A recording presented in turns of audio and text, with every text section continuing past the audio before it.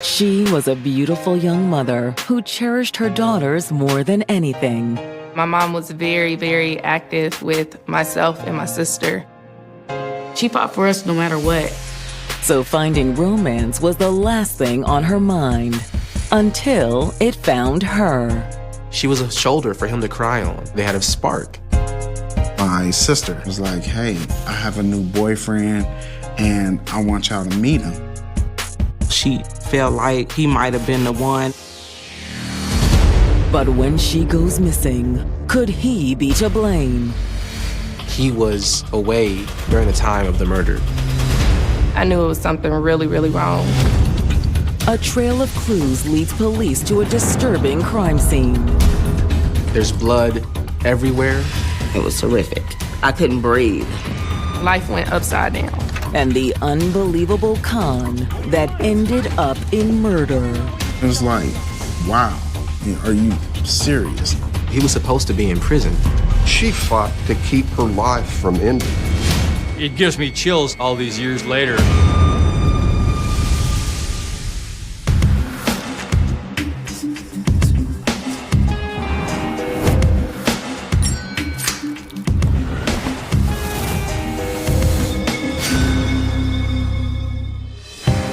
February 4th, 1995. It's a typical Saturday in Tulsa, a city of 375,000 in the heart of Oklahoma oil country. Tulsa is, I think, probably one of the jewels of Oklahoma. It's a great city. You have all the arts and entertainment, restaurants, good bars to go to. Sometimes it's good, sometimes it's bad when you say that you're from Tulsa because there's a lot of crime that happens here. I would say it's a safe community, but I would say per capita we have a high homicide rate. I've grappled with it my whole career. So when local resident Maxine Thomas makes a call to Tulsa police in the middle of the night, they're prepared to spring into action. Tulsa Police, how can I help you? Yes, I need to file a missing persons report. Maxine says her friend Sharonda Clark has disappeared. No one has seen or heard from Sharonda in over 12 hours. Maxine says the 20-year-old mother of two had failed to pick her children up from daycare earlier that evening. Sharonda had a 4-year-old daughter and a 1.5-year-old daughter, and they were at the daycare and she didn't go to pick them up as normal. She always picks her kids up after work. There's no way she would have left them there without telling anyone. That day, it just kept getting later and later, and slowly the daycare emptied. It was just myself, my sister, and the workers for the daycare. They were calling, but no one was coming or picking up. Since Maxine was listed as an emergency contact, she was able to step in for Sharonda's two girls. Fortunately, she was able to come and get them. I picked up the girls. We went to Sharonda's to look for her. We go and knock on the door to see if we could get my mom to answer, but no one answered. That was a really, really big flag for myself at the age of 4. She's a good mom. She wouldn't just abandon her kids like this. That wasn't like Sharonda to not communicate. She never, ever, ever done that. Sharonda was the type of mother who would stop whatever she was doing to make sure that her kids are okay. Something must have happened to her. That's the only thing I can think of. Okay, we're going to send 2 units out to that location. My mom was very, very active with myself and my sister. She was that parent, so I knew it was something really, really wrong. They were worried about what could be happening to Sharonda. For 20-year-old Sharonda Clark, motherhood began at a young age. She was 14 when she first became a mom. Of course, my grandparents didn't want her to become a teen parent, but she did. I'm her oldest, and she was her mom's oldest as well. So in a lot of ways, we were a lot alike. Her being brand new to parenting, me being brand new. She loved her daughter, Yashin. She did. She really did. She stopped school to take care of her baby, and so she did odd jobs until she was old enough to work at a real job. The father was real young, too. was about 15. So it was hard. However, Sharonda's friends and family rallied around her to help. We always kicked in and made sure that she had diapers. We worked together to do the best that she could for her daughter. It takes a village. That's all I can say. Do you need me to still watch her tomorrow? Oh, yes, that would be amazing. You know, she loves her auntie Jamaica. I love her too. I know. In the spring of 1992, Sharonda became pregnant again, this time with her daughter, Majorine. I was 12 when Majorine was born, and it was just like having another little sister, little sibling. She loved that little baby. Oh my goodness. She was always smiling, always smiling. Majorine's father was a man from the neighborhood, Travis Wells. How's she doing? Good. I think she's about to fall asleep. My mom and my daddy were crazy. Crazy about each other. So much so that they decided to tie the knot right after Majorine was born. She was a young married mom, so she experienced not only being a teenage mom, but she also experienced being a teen wife. She was still really young, but she made good decisions and strong decisions, and there was nobody that was going to tell her different. She loves the family she's built. But unfortunately, just 1 year into the marriage, it began to crumble. They just began to grow apart, which could happen in any marriage, especially when you start a marriage so young. That relationship didn't work out.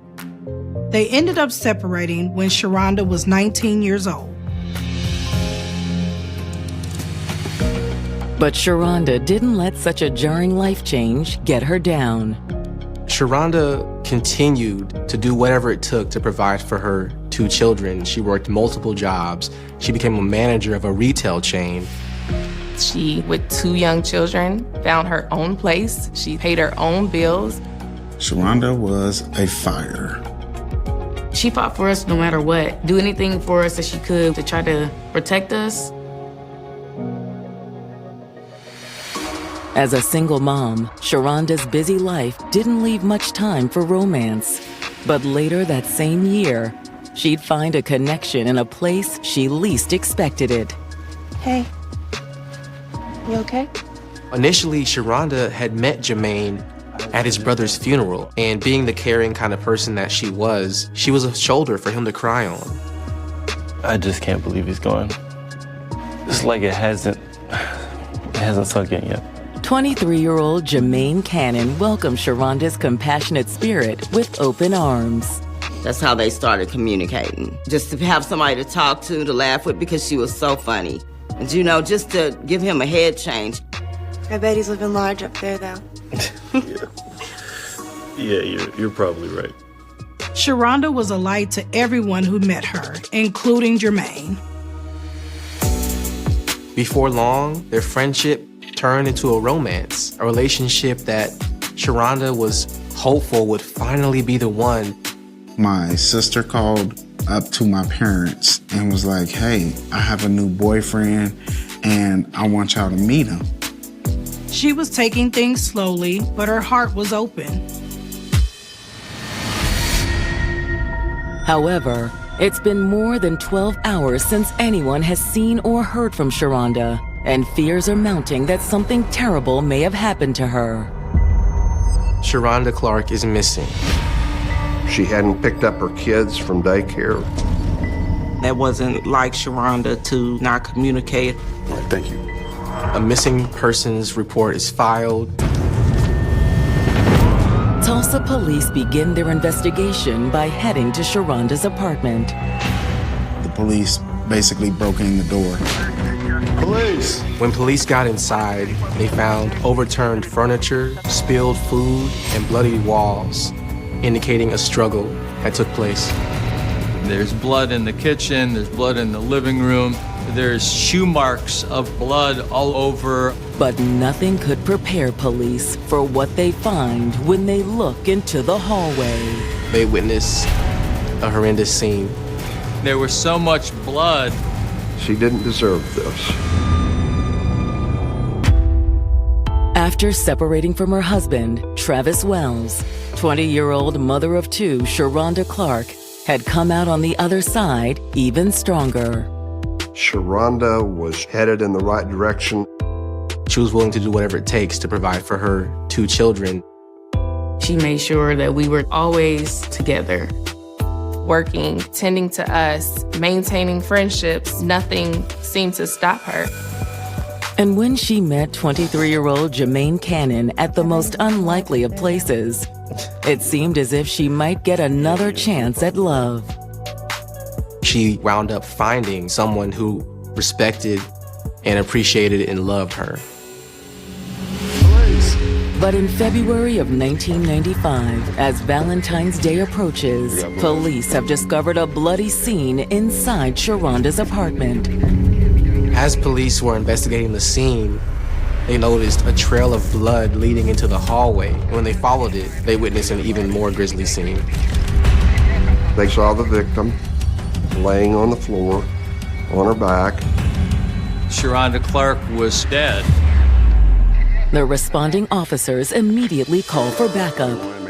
I was on call that specific day and night, and you always know when your pager goes off, we still carried pagers then, that you were ready to go. I mean, it was just expected that you were going to have to get out and see something that you really didn't want to see. When Detective Fultz arrives on the scene, it's clear he's looking at a homicide. We started looking at the victim and noticed quite a few stab marks on her body. Someone stabbed her 3 times in the neck region, which severed her carotid artery, her jugular, and then the final blow was a stab wound to the chest. Apart from those fatal blows, Sharonda also suffered numerous smaller cuts to her hands and arms. She had what's called defensive wounds. You can imagine a knife coming down on you, and she's got her hand up in the air trying to protect herself. I certainly believe that she did everything she could to keep her life from ending. She fought, she struggled. Near Sharonda's body, investigators find what they believe is the murder weapon. The knife was found fairly close to the body. The handle was broken. It was very bloody. They bag it up for further examination. Police find more signs of violence inside Sharonda's bedroom. They found a trail of blood leading to the bedroom. In the bedroom, everything was in disarray. There's blood everywhere and spatter on the walls. It was apparent from looking at the blood stains and the blood trails that the majority of violence and the stabbing occurred in the bedroom. Our suspect had stabbed the victim numerous times and then dragged her from the bedroom into the hallway. There's something else in the bedroom that catches investigators' attention. There was a broken window in the bedroom. At first glance, it appears to be a robbery. But when police further investigate, they find the window had been broken from the inside. It looks like the window was broken when Sharonda was struggling against her killer. Other evidence also runs counter to the robbery theory. There's no signs of forced entry. Nothing appears to be missing. It looked like Sharonda had let this person into the house. Someone that uses a knife when it's up close like this, it's extremely personal. It shows me as an investigator that this person had absolutely no regard but rage toward our victim. When the tragic news reaches Sharonda's loved ones, they're devastated. I've seen my dad cry, but not like that. My first thought was, why did this happen? How could this happen to our family? I couldn't breathe. It was devastating for something like that extreme to happen to somebody that you love so much. You hear mom's gone, mom's not coming back. Almost immediately, life went upside down. As the sun comes up over Tulsa, investigators start canvassing the apartment complex for potential witnesses. Investigators reached out to neighbors to see if they had seen anything. One woman tells police she was friendly with Sharonda, and the young mother was well-liked among the other residents at the apartment complex. She got along with everybody. People loved to hang out with her. But Sharonda's neighbor also says she noticed something unusual on Friday afternoon, the day Sharonda disappeared. I was coming home from the store earlier, and I saw her outside talking to somebody. According to the neighbor, the two appeared to be in a heated exchange, some type of argument. They were really going at it, and I can tell she was pretty upset. To police, it looks like this person could be Sharonda's killer. Get away from me!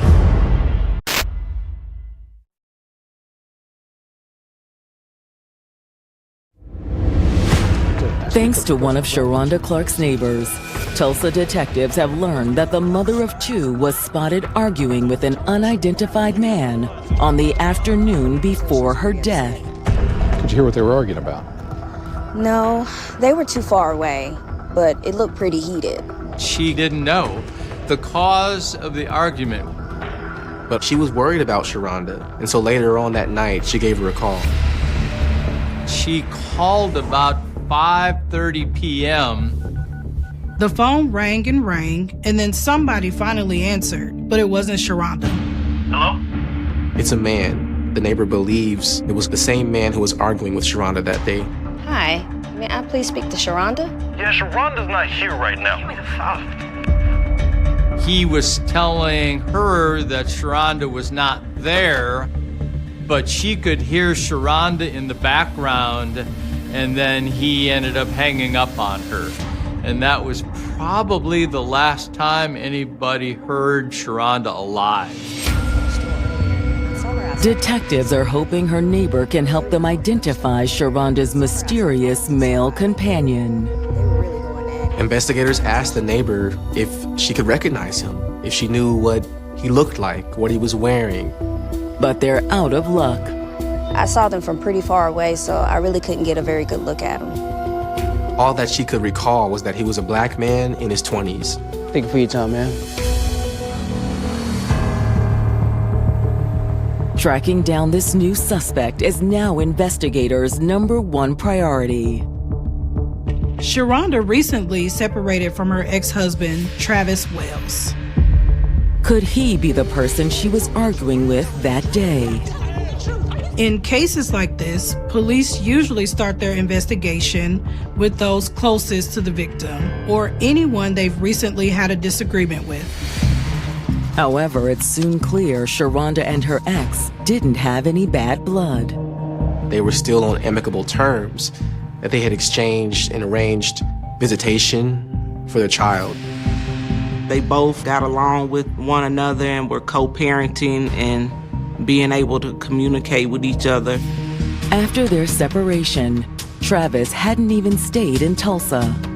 Majorene's dad, he moved to Ohio and didn't come back. He was away during the time of the murder. Without Travis Wells as a suspect, detectives are back at square one. Next, investigators subpoena Sharonda's phone records and her bank records, hoping to find something that will give them a clue to what happened. As detectives pore over the records, they're looking for anything that might raise a red flag. They looked through all of her recent communications and transactions, but nothing stood out. They come up empty. Forensic testing on the murder weapon also leads to a dead end. They were hoping to recover some fingerprints from the knife, but there was nothing there. Less than 24 hours into their murder investigation, detectives are already running out of leads. But when they start reaching out to Sharonda's circle of friends, they finally make some headway. one of Sharonda's friends tells them that she knows of a man Sharonda had been seeing. Yeah. She met this guy at the funeral for his brother. His name is Jermaine Cannon. The two of them really hit it off, and Sharonda seemed happy. However, Sharonda's romance with Jermaine soon hit a roadblock. One day, Jermaine was just gone. She told me he took off. She didn't know where he went or what happened to him. She kind of felt like he might have been the one. Then he disappeared. She was devastated. She had opened her heart up to someone. Had she missed something?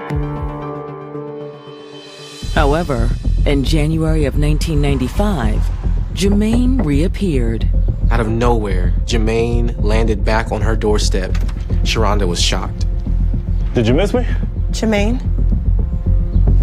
What are you doing here? Sharonda was happy to see him. But she was also hesitant to let Jermaine back into her life. She couldn't rid her mind of those questions. What happened? Why did he leave? It's been months, Jermaine. Where have you been? He said, I had to go out of town to take care of some family stuff. He kind of dodged the question, and then he asked Sharonda if he could stay with her. Why didn't you just let me know where you were going? You just up and left. I'm sorry, baby. It all happened so fast, but I'm here now. We can be together again. I don't think she was really comfortable with it, but she said he could stay. He didn't have any place else to go. She still wanted to carry on this relationship. She just loved him unconditionally. But after Jermaine moved in, Sharonda quickly came to regret her decision. She didn't feel like he was being totally honest with her. Sharonda was probably pulling away from the relationship, and that's when the aggression started. Jermaine turned violent. They were fighting. People were starting to notice bruises on Sharonda. And as the tensions grew, Sharonda confronted Jermaine over his lies. What do you want? I want to know where you've been all these months. And I want the truth this time. Fine, okay? You really want to know? She found out that he was escaped from jail. He was a wanted man.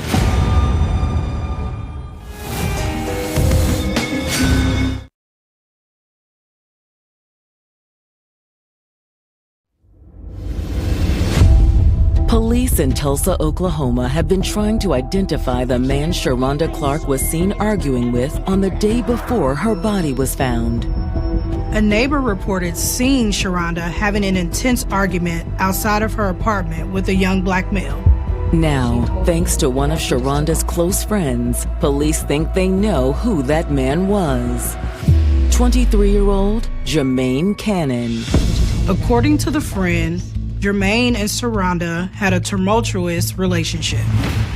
A relationship that became even more turbulent after Sharonda learned the truth about her new beau. I want to know where you've been all these months.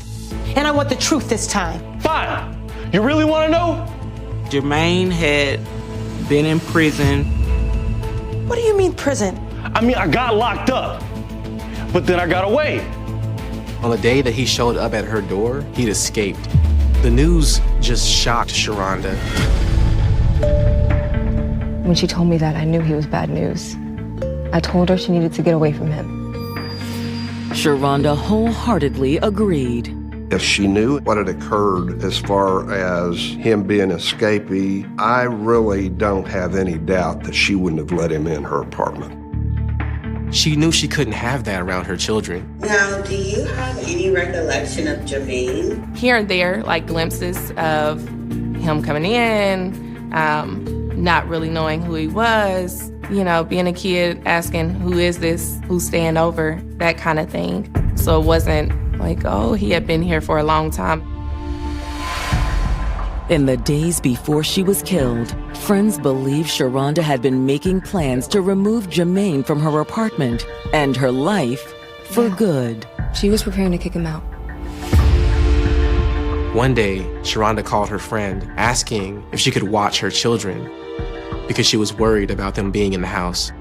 Sharonda had called my mother and told her that I needed to get a hold of her ASAP. So I called her phone, but I didn't get any answer from her. I was a little concerned, but I wasn't really too stressed about it because I wasn't sure exactly what she wanted. Sharonda made these calls. On the same day, the neighbors saw her arguing with the man outside. For detectives, the picture of what happened to Sharonda is becoming clearer. Okay. Thank you so much for coming down.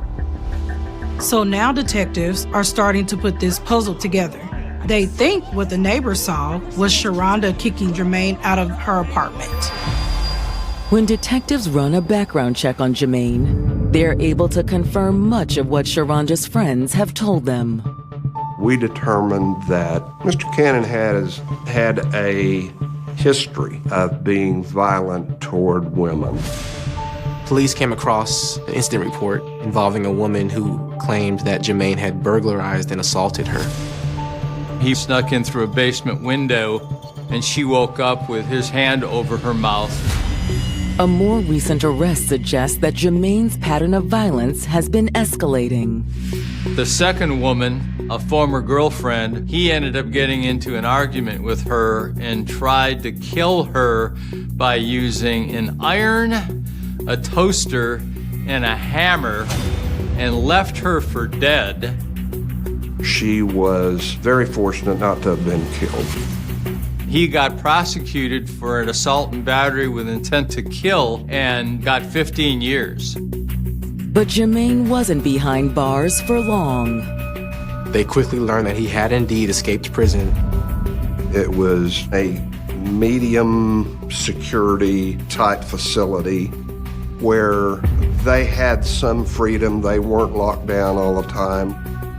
And for whatever reason, he got it in his head that I've had enough of this being incarcerated.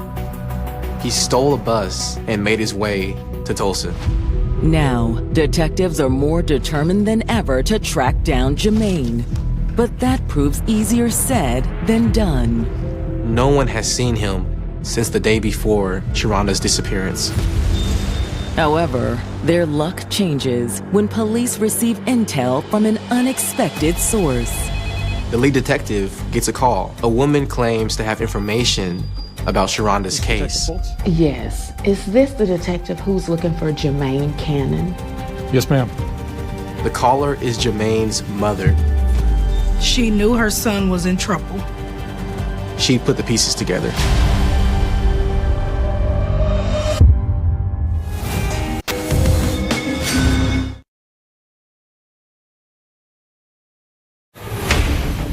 Police in Tulsa, Oklahoma have discovered that just a few weeks before she was killed, Sharonda Clark had been tricked into welcoming an escaped convict into her home. I was in prison.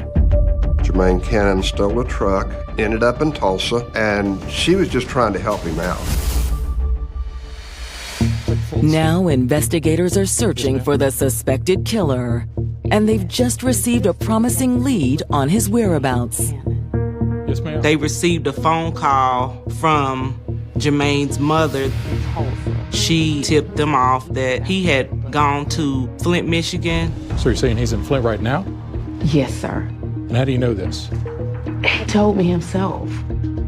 She tells investigators that Jermaine called her, and it surprised her because she knew he was supposed to be in prison. Somehow or other, he had gotten out of prison, and he said that he was about to take a bus to Flint. Why Flint? That's where his uncle is. Jermaine also told his mother the police were after him for something he didn't do. That something was the murder of Sharonda Clark. Jermaine told his mother that he did get in a fight with Sharonda, but it wasn't what it looked like. He insisted on that. The family didn't want to believe that Jermaine would do this, but they also understood that it was very likely that he had. Given his actions, the fact that he had been staying there, the fact that he had escaped from prison. I told him to turn himself in, but he wouldn't listen to me. Okay, thank you. After speaking with Jermaine's mother, Tulsa detectives immediately reach out to law enforcement in Michigan. They contacted the Flint Police Department and were arranging to have Jermaine arrested at his uncle's house. But before they can make their move, investigators receive another surprising phone call. Jermaine actually called Detective Fultz. He called me. Pretty unusual for a suspect to voluntarily call, but his family had convinced him that it would be in his best interest. Jermaine tells investigators he knows what the crime scene looks like. He knows how bad it is, but he wants them to give him a chance to tell his side of the story. Within hours, Jermaine turns himself over to law enforcement. Investigators explain to Jermaine that they already know he escaped from prison. They ask him to start from there. Jermaine says once he made his escape, he headed straight for Sharonda's apartment. He went to Sharonda because they had a spark before he'd gone to prison. Look, I needed some place to go where I thought the cops wouldn't find me. And I thought that maybe she would let me stay with her. Jermaine tells investigators that they quickly hit it off. Things were going good for a while, but eventually they began arguing. Then she started getting on my case about every little thing, you know, and He's painting Sharonda as the aggressor in this relationship. He claimed that she was violent and she was intimidating. Then, on February 3rd, he says the tensions reached a breaking point. Jermaine tells investigators that he decided to leave, but he was worried about what Sharonda might do to him, and so he wasn't gonna tell her. Look, I was gonna just slip out, okay? Because, I just didn't need her going off on me again. But Jermaine says before he could make his exit, Sharonda realized what he was up to. As he was packing up his things, Sharonda came and questioned him. "What are you doing?" I can't do this anymore, Sharonda. What do you mean? I can't do this no more. What can't you do? This! So you're leaving?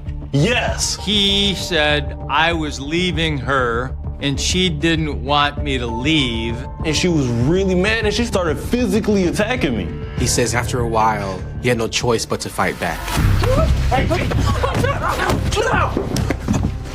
During the struggle, Jermaine says they shattered Sharonda's bedroom windows.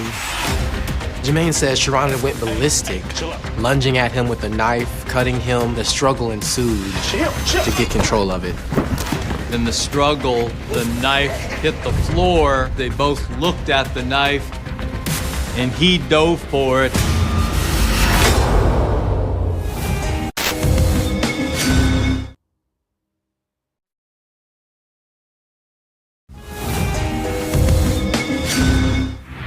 After tracking their suspect almost 1,000 miles from Tulsa, Oklahoma to Flint, Michigan, homicide detectives have arrested Jermaine Cannon for the murder of his girlfriend, Sharonda Clark. He showed us that he was a very dangerous man. Here's a guy that can't stay out of custody 22 days before he tries to kill somebody else. But according to Jermaine, Sharonda was the dangerous one in their relationship.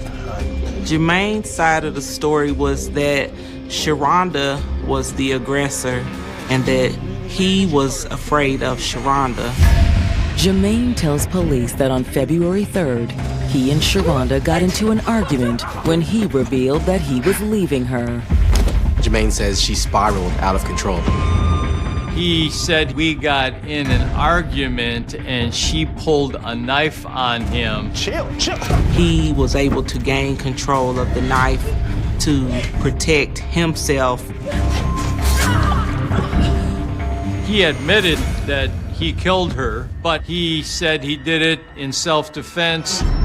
Jermaine says once he realized what he'd done, he tried to help Sharonda. Look, I didn't want her to die. He tries to drag her body to the bathroom to find something to stop the bleeding. He said I was gonna get her first aid. But Jermaine could tell that Sharonda was already dead. I couldn't call the cops because, I was a wanted man. So what did you do? I got out of there. He then bought a bus ticket to Flint, Michigan, and went up and knocked on his uncle's door. Mr. Cannon did not admit that he was at fault. He blamed the victim for the whole thing, said it was all her fault. Investigators don't buy a word of it. It's nothing but a story, because there's nothing in evidence that supports his story. For one thing, Jermaine doesn't have any of the defensive wounds detectives would expect to see if Sharonda had really attacked him with a knife. He shows detectives his hand. Didn't have a scratch on it. What Jermaine was saying couldn't possibly be true. There was no way that she was the aggressor in this situation. It was the bloodiest scene I'd ever prosecuted. The amount of blood indicating that she was running, trying to get away from him until she couldn't get away anymore. So there just wasn't anything to support his story. Investigators charged him with first-degree murder. When Jermaine's trial begins on March 12, 1996, prosecutors outline what they believe really happened that night. They say that the argument Sharonda's neighbor witnessed was her confronting him over his lies and abuse. Sharonda wanted him to leave. But for Jermaine, that wasn't an option. If she put him out, he would have nowhere to go. He knew that things would be only worse for him if he had to go back to prison after escaping. Instead of packing his bags, Jermaine stood his ground. You think I'm gonna let you kick me out after everything I went through? He enjoyed his freedom, and he wasn't gonna let anyone, not even Sharonda, stop him. Jermaine was enraged and tried to beat Sharonda into submission. But when that wasn't enough, Jermaine went into the kitchen and grabbed a knife. Get away. Get away from me. Get away from me. He then started to chase her through the house. She's running all over this house trying to save her life. I mean, the sheer terror that she went through. He stabbed Sharonda in cold blood. He ended up stabbing her 4 times. It gives me chills all these years later. I'm sure it did the same thing to the jury.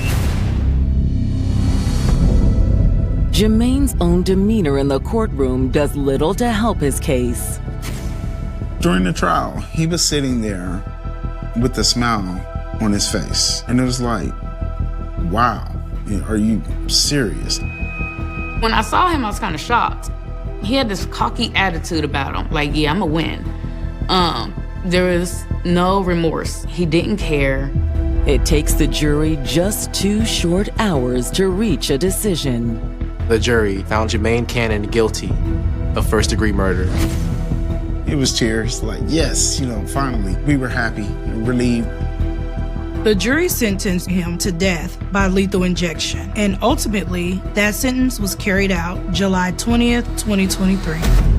More than 28 years after her murder, Sharonda's loved ones are present for Jermaine's execution. So we get in the room first, and you could see him mouthing and talking to his family like, I love you, and thumbs up, and grinning. And I'm just like, I'm instantly irritated because my mom didn't get to do any of this. She didn't get to pick her last meal. She damn sure didn't get to say goodbye to anybody. So it was like a slap in the face.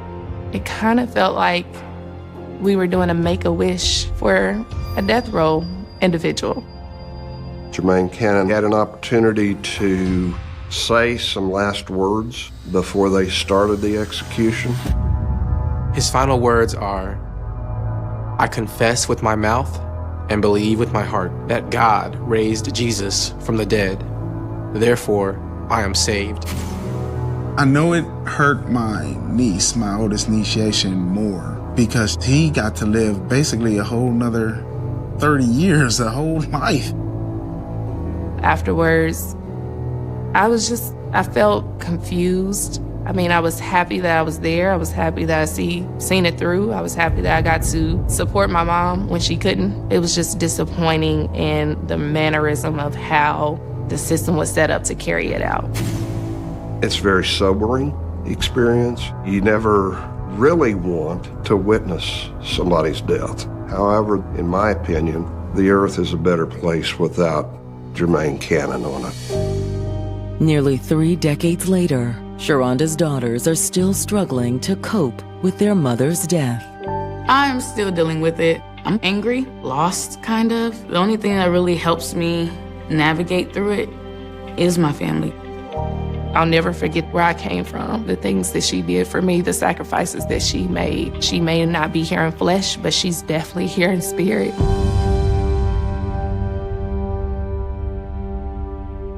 The town of Bellmere had the kind of silence people trusted, a place where front doors stayed unlocked until midnight, where pastors shook every hand after Sunday service, where mothers let their children ride bicycles beneath flickering streetlights without fear. It sat quietly between long highways and dying farmland in the American Midwest, hidden behind rows of wheat fields and weather-beaten churches that looked untouched by time. Nothing violent was supposed to happen there. Nothing evil was supposed to survive there. But on the morning of October 14th, 1987, that illusion shattered beside a drainage ditch less than half a mile from St. Luke's Church. The body was discovered just after sunrise by a farmer driving his pickup toward County Road 8. At first he thought it was a mannequin dumped in the weeds. Then he saw the hair moving in the wind. Long blonde strands tangled with mud and dead grass. One shoe missing, bare legs covered in scratches. The farmer stopped breathing for several seconds before stumbling back toward his truck and radioing. Police with a voice so shaky dispatchers could barely understand him. By the time deputies arrived, the fog still hadn't lifted from the fields. Yellow tape stretched across the ditch while deputies whispered to each other in stunned silence. Nobody in Bellmere had ever seen a murder scene before, especially not one like this. The victim was 23-year-old Emily Harper, a kindergarten teacher known for volunteering at church events and singing in the St. Luke's choir every Sunday morning. People described her with the same words over and over again. Sweet, gentle, trustworthy. The kind of woman who baked pies for grieving neighbors and remembered every child's birthday in town. The kind of woman nobody could imagine becoming the center of a homicide investigation. Her face was bruised. Her necklace was gone. There were signs she had fought desperately before she died. Mud packed beneath her fingernails. Deep cuts along her wrists. One earring torn free hard enough to leave blood along the side of her neck. Detectives immediately believed she knew her killer. There were no signs of robbery. Her purse had been found inside her car parked outside St. Luke's Church the previous evening. The keys were still in the ignition. The headlights remained on all night until the battery died. Witnesses reported seeing Emily leave choir practice around 9:15 p.m. She waved goodbye to several church members and walked alone toward the parking lot. After that, she vanished into darkness less than 100 yards from the church entrance. The brutality of the attack sent shockwaves through Bellmere before noon. Parents locked their doors for the first time in years. Businesses closed early. Rumors spread faster than facts. Some believed a drifter passing through town was responsible. Others whispered about satanic cults hidden in the countryside. But the most terrifying possibility was the one nobody wanted to say out loud. What if the killer belonged to Bellmere itself? Investigators worked through the night, collecting evidence from the ditch. Tire tracks, fibers, hair samples, a partial footprint pressed into wet soil near the road. Forensic teams recovered biological evidence from beneath Emily's fingernails and preserved it, carefully inside sealed containers. In 1987, DNA testing was still primitive and rarely used outside major cities. Detectives hoped the evidence might matter one day, but most believed the case would be solved long before science became necessary. They were wrong. Within 48 hours, Bellmere police assembled a list of possible suspects. An ex-boyfriend from 2 years earlier. A mechanic who allegedly flirted with Emily repeatedly despite her rejections. A truck driver spotted near the church parking lot around the time she disappeared. Detectives interrogated each one aggressively. None matched the evidence. None cracked under pressure. Meanwhile, the funeral drew nearly the entire town. Hundreds packed inside St. Luke's Church while cameras from regional news stations lined the sidewalks outside. People cried openly as Pastor Daniel Reeves stepped behind the pulpit and delivered a eulogy so emotional several mourners later described it as unforgettable. Reeves was 61 years old then, a respected spiritual leader with silver hair, calm eyes, and a voice that carried warmth through every sentence. He had baptized half the town, married generations of families, helped addicts recover, paid grocery bills for struggling widows without telling anyone. In Belmere, Pastor Reeves wasn't just admired. He was trusted absolutely. During the service, he described Emily as a daughter of God stolen by darkness. He paused several times to wipe tears from his eyes. At one point, he nearly lost composure entirely while comforting Emily's mother near the front pews. Television cameras captured the moment and replayed it repeatedly across local broadcasts. The grieving pastor became the face of Belmere's pain. Nobody watching suspected he might also become the center of its greatest nightmare. Weeks turned into months. Leads dried up. Detectives expanded their search statewide, chasing tips from psychics, prison informants, and anonymous callers claiming secret knowledge about the murder. One man confessed after a drunken bar fight, only to later admit he fabricated the story for attention. Another suspect failed a polygraph, but possessed a verified alibi. Every promising direction collapsed eventually into frustration and dead ends. The media labeled Emily Harper's murder the Belmere Church case, transforming the small town into a symbol of unresolved horror. National tabloids published sensational headlines asking whether a killer was hiding inside America's heartland churches. Conspiracy theories multiplied. Some residents accused police of incompetence. Others feared authorities were protecting someone powerful. Fear poisoned the community slowly. Attendance at St. Luke's Church declined.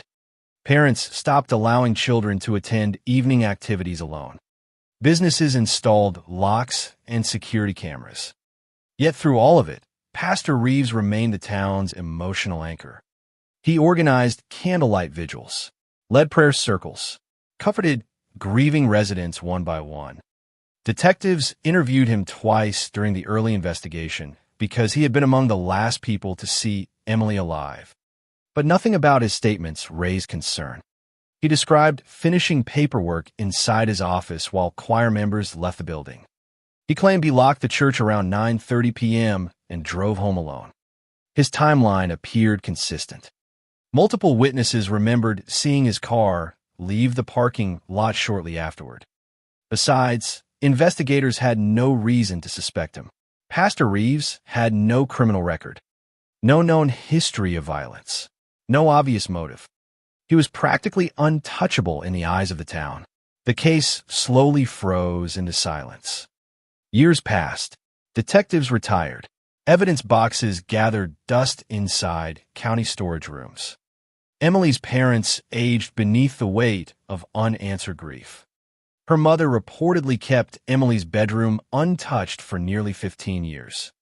Clothes hanging exactly where she left them. Makeup still beside the mirror. A choir photograph pinned above the bed showing a smiling young woman standing only feet away from the man who may have murdered her. Belmere itself changed with time. Factories closed. Young families moved away. St. Luke's Church lost members. But every October, flowers still appeared near the drainage ditch where Emily's body had been found. Some residents claimed the area felt wrong after sunset. Hunters avoided it. Drivers accelerated past it without looking. Stories spread among teenagers about hearing screams near the fields late at night.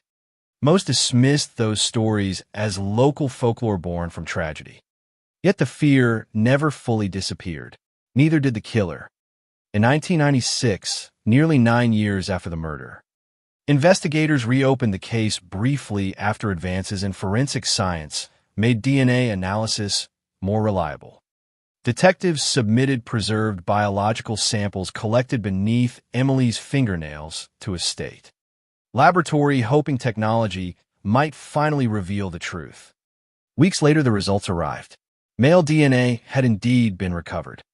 The killer had left part of himself behind during the struggle. For the first time in nearly a decade, hope returned to Bellemere. But there was one devastating problem. The DNA profile matched nobody in the national database. Detectives had a genetic fingerprint without a name attached to it. The investigation stalled again almost immediately. Over the next 20 years, the case drifted in and out of headlines whenever anniversaries approached. New detectives reviewed old files. Amateur investigators launched online forums. Retired FBI profilers speculated publicly about the killer's psychological traits. Some believed he was a transient predator who vanished after the murder. Others believed he lived inside Bellemere the entire time, hiding behind normalcy. Meanwhile, Pastor Daniel Reeves continued preaching every Sunday beneath stained glass windows only. Minutes away from the crime scene, he became older, slower, more fragile in appearance. People described him as compassionate and humble. He visited hospitals constantly, counseled married couples, organized food drives during harsh winters. When Emily's father died from a heart attack in 2008, Reeves personally officiated the funeral while comforting surviving family members beside the gravesite. Nobody noticed the unbearable irony standing directly in front of them. Then, in the spring of 2022, everything changed because of a genealogy website and a saliva sample mailed by a man searching for distant relatives. Detectives working cold cases across the country had begun using forensic genealogy, a controversial process combining public DNA databases with old crime scene evidence. The technique had already exposed murderers who escaped justice for decades. Bellemere investigators decided to try one final time. They sent the unidentified male DNA profile from Emily Harper's murder to specialists trained in genetic tracing. The process moved slowly at first.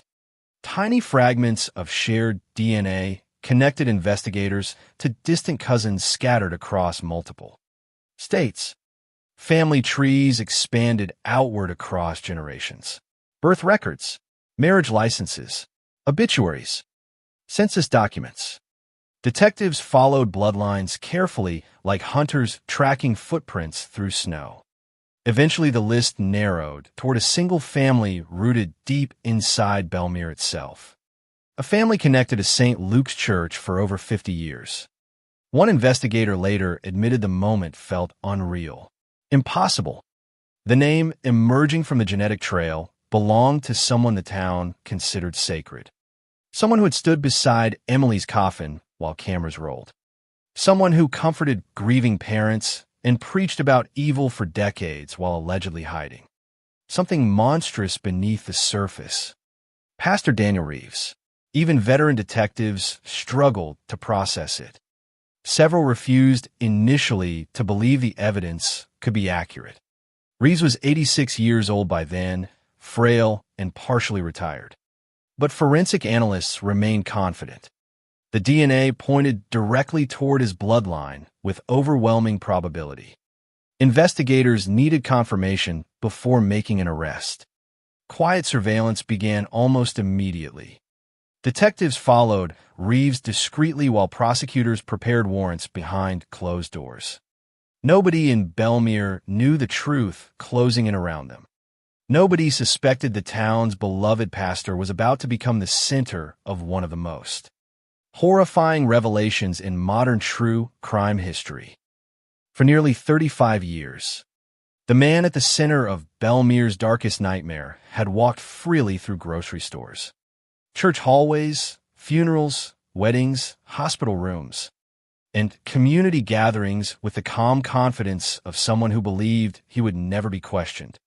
Detectives studying Pastor Daniel Reeves from inside unmarked vehicles struggled to reconcile the image in front of them with the brutality preserved in yellowed autopsy photographs.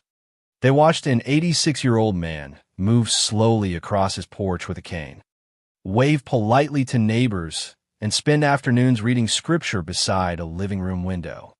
Nothing about him resembled the monster hidden inside the case files.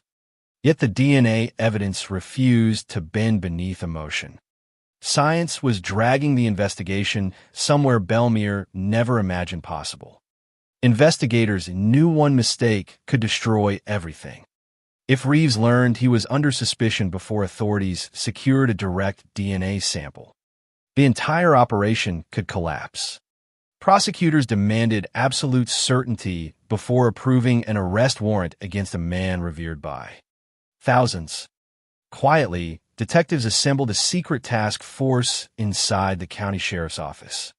Only 6 people knew the pastor had become the primary suspect in Emily Harper's murder. Files were locked inside restricted evidence rooms. Phone calls were encrypted. Officers involved in the operation were instructed not to discuss the case even with spouses. Bellemere was too small for secrets. One careless conversation could spread through town within hours. Detectives began reconstructing every detail of Reeves's life. They uncovered decades of sermons, photographs, financial records, counseling logs, travel histories, and witness interviews buried deep inside storage archives. The deeper they looked, the stranger the picture became. Several women who attended St. Luke's Church during the late 1970s and 1980s described Reeves as charismatic but unusually controlling during private counseling sessions. One former choir member recalled feeling uncomfortable after the pastor insisted on driving her home, alone repeatedly after evening rehearsals. Another woman claimed Reeves once commented on Emily Harper's appearance in a way that felt wrong, though she dismissed it at the time because nobody questioned the pastor's intentions back then. None of the stories alone proved anything criminal. Together, they began forming a shadow around the man Bellemere trusted blindly for decades. Detectives also re-examined the original crime scene timeline and discovered troubling inconsistencies hidden inside Reeves's earliest statements. In his first interview from 1987, Reeves claimed he locked the church shortly after choir practice ended and drove home immediately. But a newly reviewed witness statement from an elderly church janitor painted a different picture. According to the janitor, he returned briefly to St. Luke's around 9:40 p.m. after forgetting his toolbox and noticed Reeves's office lights still on. He also remembered seeing a second vehicle parked near the rear entrance. Investigators somehow never followed up aggressively on the detail.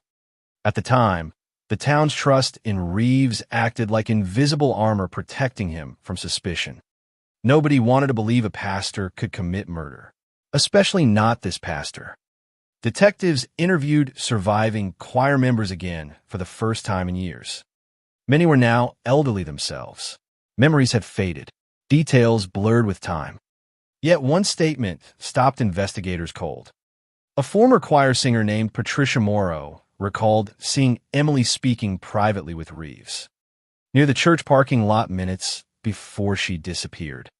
Patricia originally told police this in 1987, but the information had been buried deep inside supplemental notes never presented prominently in the investigation.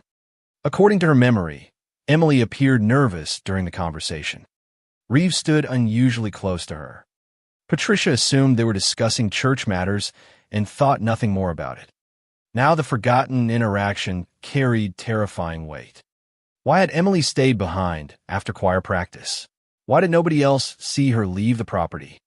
And why did Reeves insist he was alone inside the church office at the exact time another witness claimed Emily was still outside speaking with him? As investigators rebuilt the timeline, another disturbing possibility emerged. The drainage ditch where Emily's body was found sat along a route Reeves regularly used to drive home from church. The location was familiar to him. Isolated, dark, easy to access late at night without attracting attention. Detectives studying old aerial maps realized the killer likely knew the terrain intimately. A stranger passing through town would have struggled to navigate the area confidently after midnight. Someone local, however, could reach the ditch in minutes without hesitation. Someone like Daniel Reeves. Meanwhile, the pastor remained unaware the walls around him were closing slowly. Surveillance teams documented his routines carefully. Every morning, he watered flowers outside his modest white house. Every Thursday, he visited St. Luke's Church for prayer meetings. Every Sunday, he delivered shortened sermons to dwindling congregations who still adored him. Residents greeted him warmly everywhere he went. Elderly women hugged him inside supermarkets. Former altar boys shook his hand proudly. Parents introduced children to him as if standing near holiness itself. Detectives watching these interactions later admitted the psychological pressure became overwhelming. Arresting Reeves would not simply expose a murderer. It would detonate the moral foundation of an entire community. Prosecutors demanded a direct DNA comparison before moving forward publicly. Investigators needed Reeves's genetic material without alerting him. The opportunity arrived unexpectedly on a humid afternoon in June 2022. Detectives followed Reeves to a small diner just outside Belmere where he met two former church members for lunch. Surveillance officers watched from parked vehicles across the street while Reeves drank coffee, slowly beneath fluorescent lights. When the meeting ended nearly 90 minutes later, he stood carefully, thanked the waitress, and exited the diner, leaning heavily on his cane. Minutes later, an undercover officer entered the restaurant and quietly retrieved the ceramic coffee mug Reeves left behind. The cup was sealed immediately inside an evidence container and transported to the state laboratory. Overnight, detectives barely slept waiting for the results. Some still hoped the genealogy analysis had somehow misled them.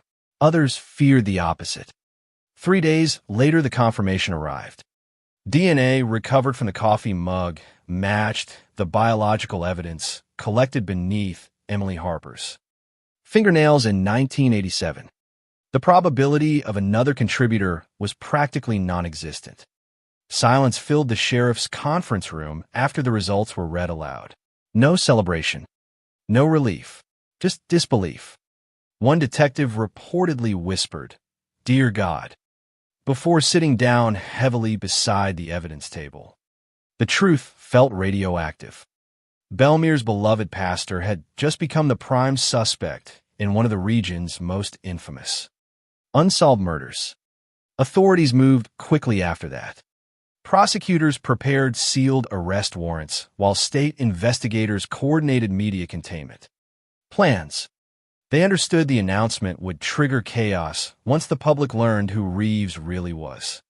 Before dawn on July 18, 2022, law enforcement vehicles surrounded the pastor's property quietly beneath heavy rain. Detectives approached the front porch wearing plain clothes to avoid attracting attention from neighbors. Reeves answered the door himself, frail, pale, dressed in gray pajamas beneath a cardigan sweater. One detective later described the moment as surreal beyond words. The old pastor stared calmly at the warrant while rain hammered against the porch roof. For several seconds, nobody spoke.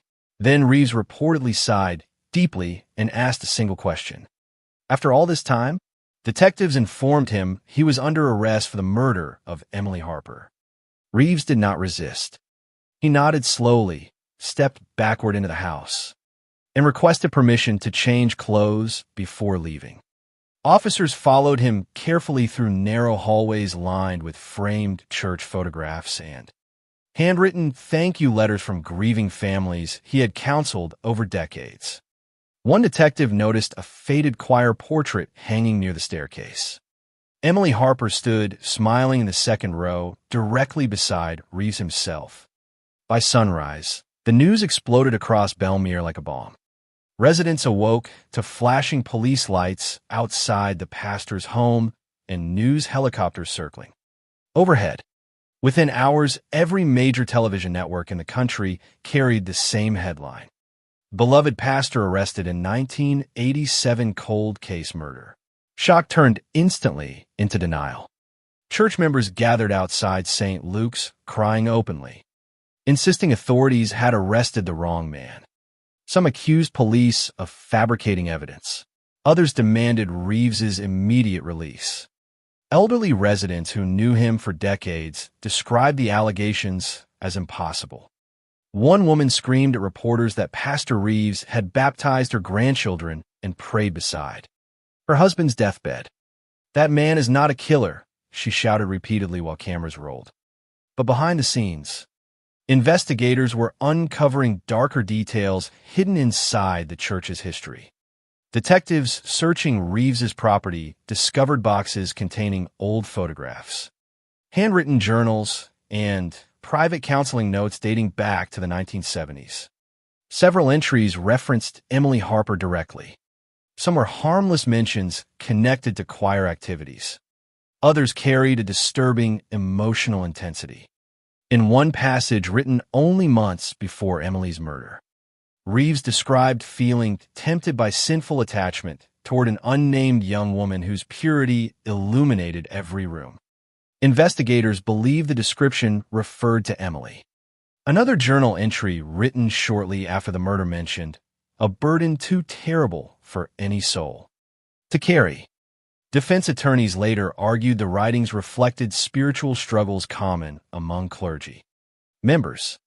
Prosecutors saw something far more sinister. Then came the detail that shattered Bellemere's remaining illusions completely.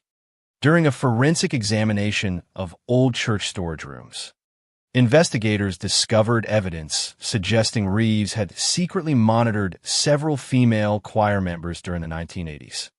Hidden behind insulation inside a maintenance closet, detectives recovered small boxes containing photographs of young women from the congregation, many taken without their knowledge during church events. Emily appeared repeatedly throughout the collection, smiling during choir rehearsals, standing outside church picnics, walking through parking lots unaware she was being watched. The images transformed public perception overnight. Suddenly, people began reevaluating decades of memories through a horrifying new lens. Women who once dismissed Reeves's behavior as harmless now remembered lingering touches, strange compliments, unnecessary late-night phone calls, invitations to private counseling sessions that felt subtly manipulative. Rumors spread everywhere.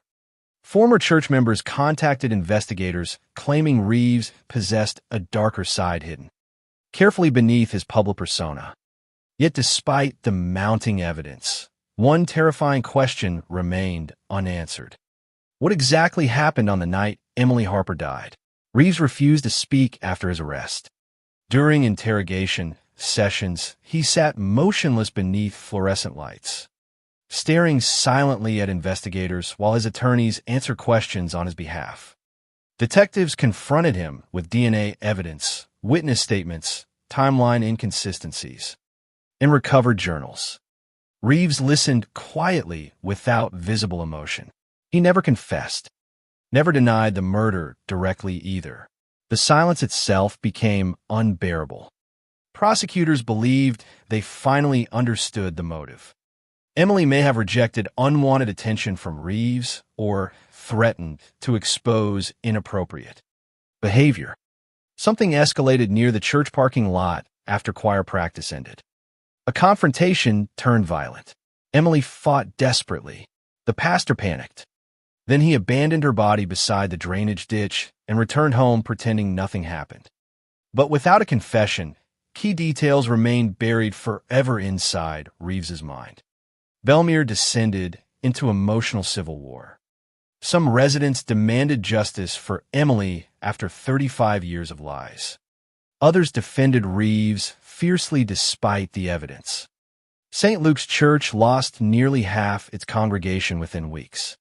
Prayer circles transformed into shouting matches. Families stopped speaking to each other.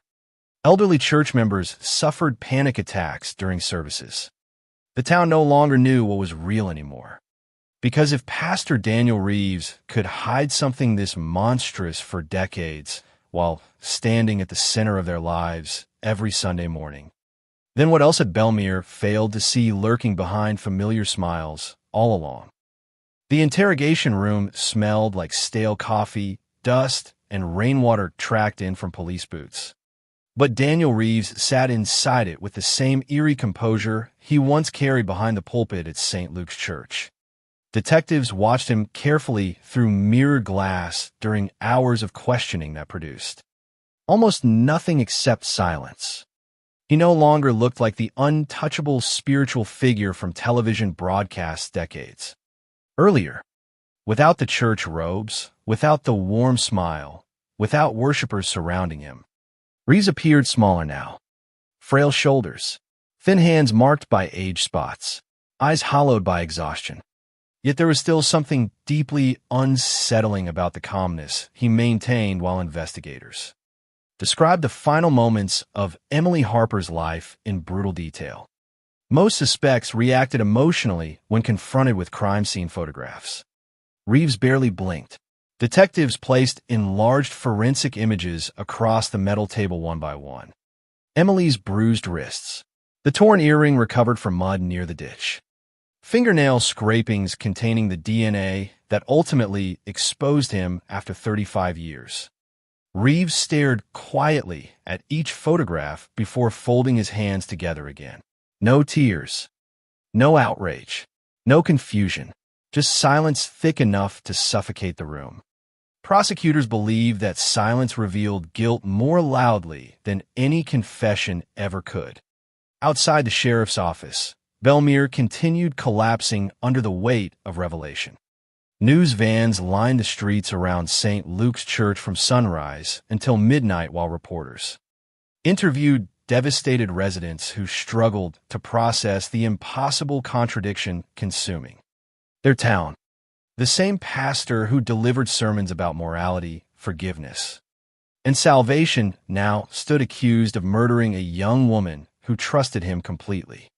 National media called it one of the most shocking cold case arrests in decades. Cable news anchors replayed footage of Reeves comforting Emily's grieving mother during the 1987 funeral beside modern courtroom sketches showing him shackled beside defense attorneys. The contrast horrified viewers across the country. Investigators soon discovered the emotional damage reached far beyond Bellemere itself. Former members of St. Luke's Church began contacting authorities from multiple states after hearing about Reeves's arrest. Some simply wanted answers. Others carried stories buried for decades beneath shame and confusion. A woman living in Arizona described counseling sessions with Reeves during the early 1980s that became emotionally inappropriate. Another woman claimed Reeves once kissed her unexpectedly after evening choir practice when she was 19 years old. A third described repeated comments about her appearance that made her avoid being alone with him entirely. None accused Reeves directly of physical assault, but together the accounts painted a disturbing pattern hidden beneath his carefully cultivated public image. Detectives reopened boxes containing forgotten witness interviews from the original investigation and found more overlooked warning signs. Several church members had described Reeves as unusually attached to Emily during the months before her death. He allegedly volunteered to drive her home after rehearsals. He praised her constantly during church events. One witness recalled Reeves becoming visibly irritated whenever Emily mentioned plans to move away from Bellemere the following year to pursue graduate school. At the time, none of those observations sounded sinister. In hindsight, they felt chilling. Emily herself had apparently confided concerns to at least one friend shortly before her murder. Investigators tracked down that friend, now living in Michigan, who revealed a conversation she never fully appreciated until decades later. According to her memory, Emily admitted Reeves had begun making her uncomfortable during private discussions at church. Nothing explicit, nothing criminal, just lingering eye contact invasive questions about her relationships, subtle emotional manipulation disguised as spiritual guidance. Emily reportedly planned to distance herself from the church choir gradually because she no longer trusted being alone with him. The statement transformed the case dramatically. Prosecutors now believed they understood the emotional tension building before the murder. Reeves may have sensed Emily pulling away. He may have feared exposure. And on the night of October 13th, 1987, something finally snapped. Yet despite mounting evidence, the defense launched an aggressive counterattack almost immediately.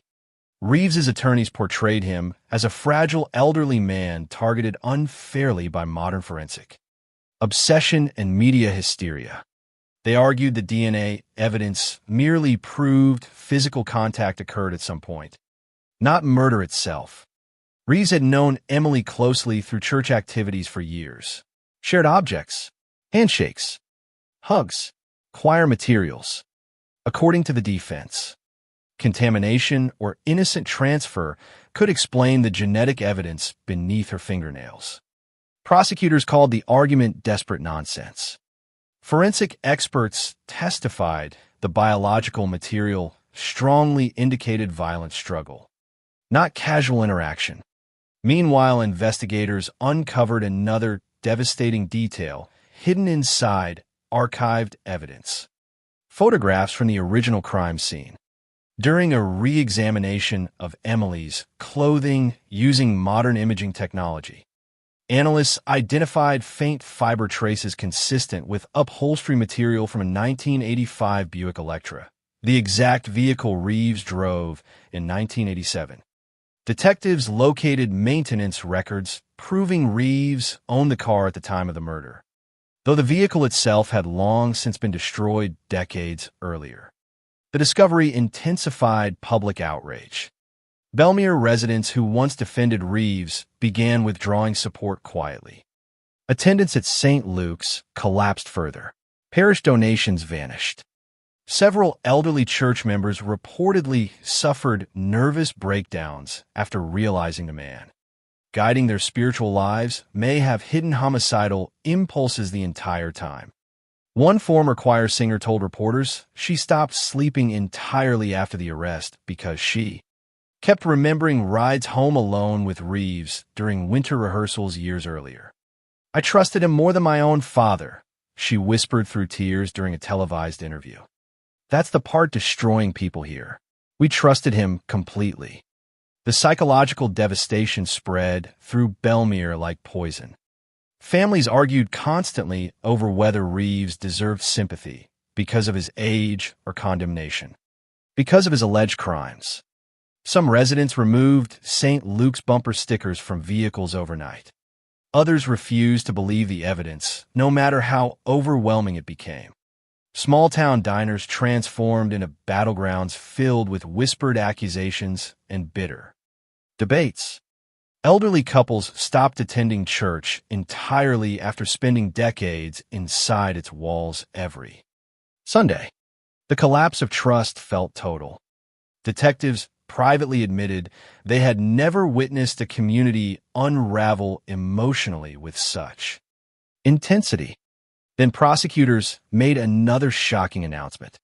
During forensic analysis of evidence recovered from Reeves's home, investigators discovered traces of old blood on a leather-bound Bible stored inside a sealed attic container. Advanced testing revealed the blood belonged to Emily Harper. The discovery stunned even veteran detectives. According to prosecutors, the Bible likely sat untouched for decades, hidden among boxes of old church documents and personal memorabilia. How Emily's blood ended up on the object remained unclear.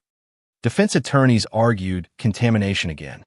Prosecutors believed the Bible may have been present during the attack itself or handled afterward, while Reeves cleaned evidence. Either possibility felt horrifying beyond comprehension. News of the blood evidence detonated across national headlines instantly.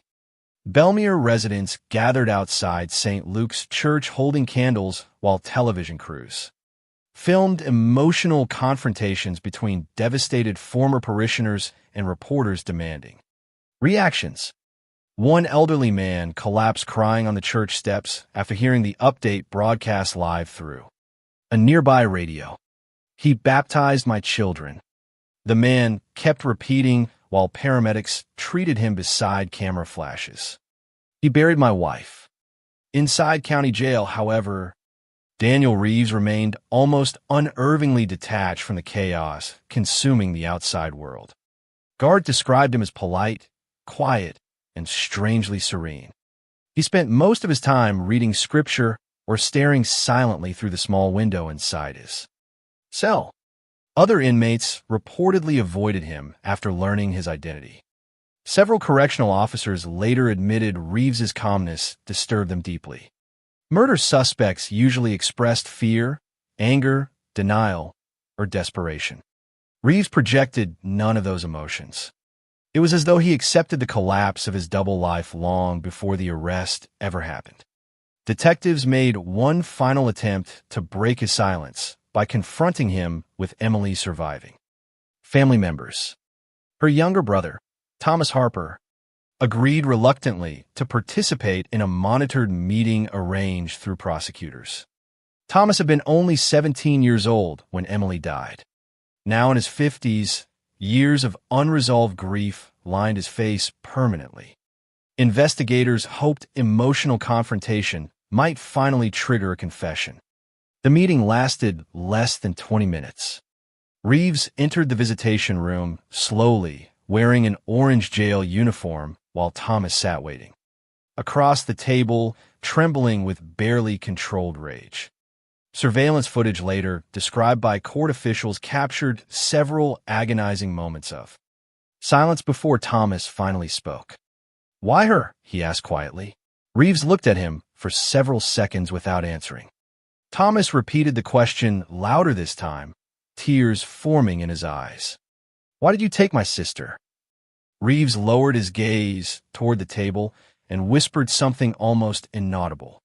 Investigators reviewing the recording enhanced the audio repeatedly afterward. The words chilled everyone who heard them. "I loved her."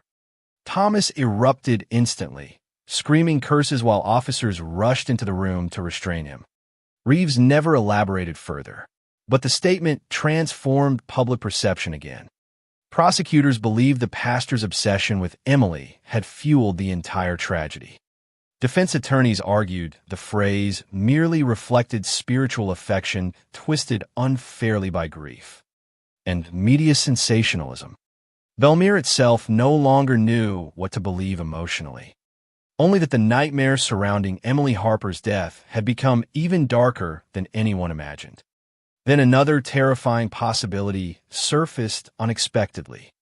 Detectives reviewing unsolved disappearances across neighboring counties identified similarities between Emily's case and two earlier incidents involving young women connected loosely to churches.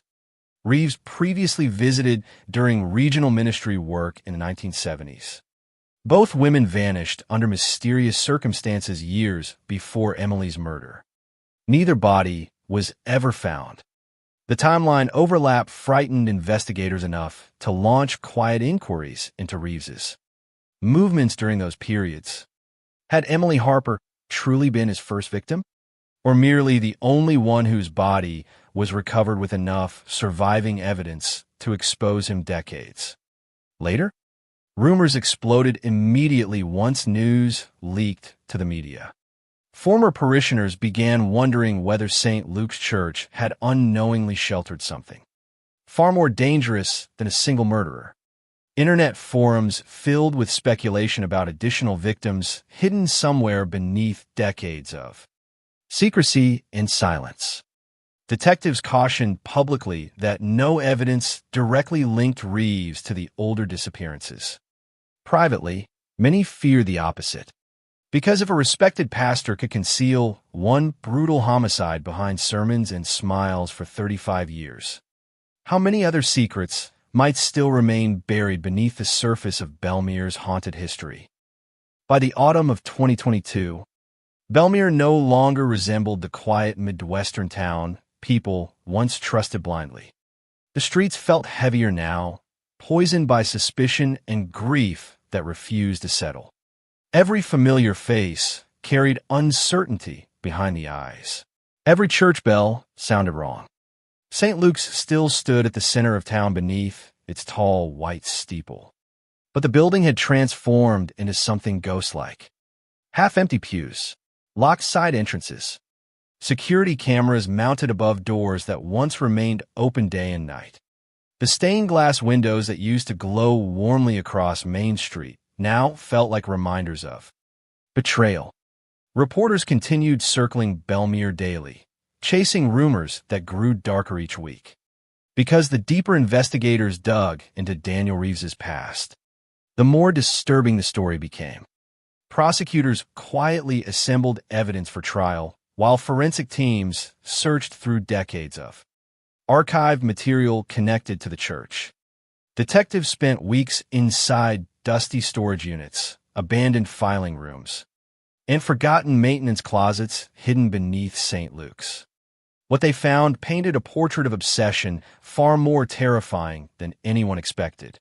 Among Reeves's belongings, investigators recovered handwritten sermon drafts containing strange coded references to temptation, purification, and sinful desire. Some entries mentioned unnamed women repeatedly. Others described emotional struggles that sounded less like spiritual conflict and more like predatory fixation. One notebook entry dated only weeks before Emily Harper's murder chilled detectives completely. She resists guidance now. Reeves had written carefully in blue ink. God sees my suffering. He sees how she tests my resolve. Prosecutors believed the unnamed she referred directly to Emily. Defense attorneys argued the journals reflected abstract religious metaphors taken wildly out of context. But another discovery proved harder to explain away. Hidden inside a locked cabinet beneath Reeves's former church office, investigators uncovered dozens of cassette tapes labeled with dates stretching across nearly 20 years. Many contained recorded counseling sessions between Reeves and female church members who apparently never knew their conversations were being preserved secretly. Detectives listened in horror as young women discussed marriages, insecurities, relationships, fears, and deeply personal struggles, while Reeves guided the conversations calmly from behind his pastor persona. Some recordings felt normal. Others crossed unsettling emotional boundaries. Reeves frequently redirected discussions towards sexuality, obedience, temptation, and loyalty in ways modern investigators described as manipulative and psychologically invasive. Then they found Emily Harper's tapes, 3 separate recordings. The final session dated less than 2 weeks before her murder. Forensic audio specialists enhanced the deteriorated cassette carefully while prosecutors listened. From inside the evidence lab, Emily sounded nervous throughout the conversation. Reeves's voice remained soft, controlled, almost hypnotic. At one point, he asked whether she had been avoiding him intentionally. Emily laughed awkwardly before denying it. Reeves pressed further. The tension in the recording became impossible to ignore. "You belong here, Emily," he told her quietly. "This church needs your devotion." Emily responded politely but firmly that she planned to apply for graduate programs outside Belmere. The following year, several seconds of silence followed. Then Reeves spoke again, lower this time. "Sometimes people abandon the path God chooses for them." Prosecutors believe the tape revealed emotional possessiveness escalating dangerously beneath the surface. The public reaction after details leaked to the media was immediate and explosive. Former church members flooded online forums, sharing uncomfortable memories about Reeves that suddenly felt sinister in hindsight. Women recalled private meetings that lasted too long, lingering touches during prayer circles, late-night phone calls disguised as spiritual guidance. Young choir members remembered feeling strangely uneasy around him, but dismissing the discomfort. Because he was the pastor. Belmere's trust in religious authority had blinded people for decades. Now every memory felt contaminated. Investigators reopened dozens of old complaints and rumors previously ignored by church leadership. Over the years, one former secretary admitted she once discovered photographs of young female parishioners inside Reeves's desk drawer during the late 1980s, but convinced herself there must be an innocent explanation. Another church employee claimed Reeves occasionally became furious when women distanced themselves from church activities unexpectedly. Detectives began suspecting Emily Harper's desire to leave Belmere may have triggered something violent inside him. Yet despite the avalanche of circumstantial evidence, Reeves himself continued refusing to explain what happened on the night of October 13th, 1987. During court appearances, he sat motionless beside his attorneys while cameras flashed relentlessly around him. He never looked toward Emily's surviving family, never addressed reporters, never denied loving her either. The silence fueled endless speculation. Some criminal profilers studying the case publicly theorized Reeves suffered from pathological narcissism hidden beneath religious devotion. Others believed he compartmentalized his life so completely that he convinced himself his actions existed outside ordinary morality. Prosecutors focused instead on building a timeline strong enough to survive trial. According to their reconstruction, choir practice ended around 9:15 p.m. Most members left quickly afterward. Emily remained behind briefly near the church parking lot, where Patricia Morrow saw her speaking privately with Reeves. Investigators believed Reeves persuaded Emily to continue the conversation inside the church under the pretense of spiritual counseling or discussing choir matters. Something happened during that meeting. Perhaps Reeves confessed inappropriate feelings. Perhaps Emily threatened to expose his behavior. Perhaps she simply rejected him directly for the first time. Whatever occurred triggered violence rapidly. Forensic evidence suggested Emily fought with extraordinary desperation. Scratches recovered from Reeves's preserved medical records during later examinations indicated unexplained injuries along his forearms shortly after the murder. At the time, he claimed they came from yard work.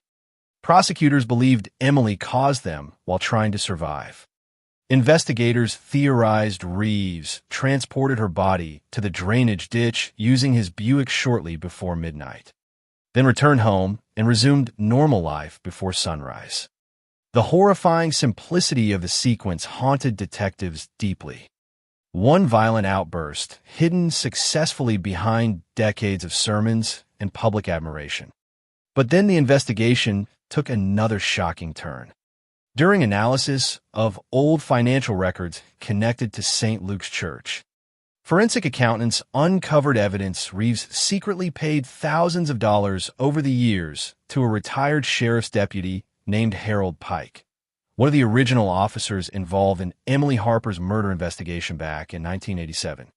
The payments stretched across nearly 15 years. Small amounts at first, then larger transfers disguised as church consulting fees. Investigators immediately reopened Pike's role in the original case. By then, the former deputy lived alone in declining health inside a trailer, nearly 2 counties away. Detectives arrived unannounced one rainy evening, hoping to question him quietly before the story leaked publicly. What they found terrified them. Pike appeared visibly shaken the moment Reeves's name surfaced, according to interview transcripts later obtained by reporters. The former deputy initially denied wrongdoing repeatedly before breaking down emotionally after nearly 3 hours of questioning. Through tears and fragmented statements, Pike admitted Reeves approached him privately only days after Emily's murder, claiming the town could not survive scandal involving the church. Pike insisted Reeves never confessed directly, but the pastor allegedly pressured him to protect Belmere from destruction. Investigators believe Pike deliberately minimized suspicious evidence connected to Reeves during the early investigation, including witness statements placing Emily near the pastor shortly before her disappearance. Pike denied participating knowingly in a cover-up of murder. Prosecutors were unconvinced. News of possible police corruption detonated across national media instantly. Bellemere's nightmare grew even darker overnight. Now residents faced the possibility that Emily Harper's killer not only escaped justice for decades, but may have received protection from law enforcement desperate to preserve the town's image. Protesters gathered outside the sheriff's office demanding accountability. Elderly residents who once defended Reeves publicly stopped speaking to reporters altogether. St. Luke's Church canceled services indefinitely after receiving threatening letters and vandalism. Attacks during the night. Someone spray-painted a single sentence across the church entrance in dripping red paint. "We trusted you." Detectives, meanwhile, expanded their investigation into the two older disappearances tentatively linked to Reeves. One involved 19-year-old Rebecca Nolan, a church volunteer who vanished in Missouri during 1974 after attending a regional youth ministry conference where Reeves preached as a guest speaker. The second involved 21-year-old Lydia Grant, last seen leaving an evening Bible study in Kansas during 1979 after reportedly receiving counseling from Reeves shortly before disappearing. Both women resembled Emily physically. Blonde hair, young, active in church communities. Neither case had ever been solved. Prosecutors stopped short of accusing Reeves publicly in either disappearance. But investigators traveled across multiple states reviewing archived evidence, desperately searching for forensic links before Reeves's health deteriorated further. Because there was another problem now looming over the entire case. Daniel Reeves was dying. Jail medical staff confirmed his condition worsened rapidly during the months following his arrest. Congestive heart failure, advanced kidney disease, severe hypertension. Prosecutors feared he might never survive long enough to stand trial fully. Emily Harper's family panicked at the possibility. After 35 years waiting for answers, they faced losing the only man who truly knew what happened without ever hearing him admit the truth publicly. Thomas Harper began attending every court hearing obsessively, staring silently at Reeves with visible hatred burning across his face.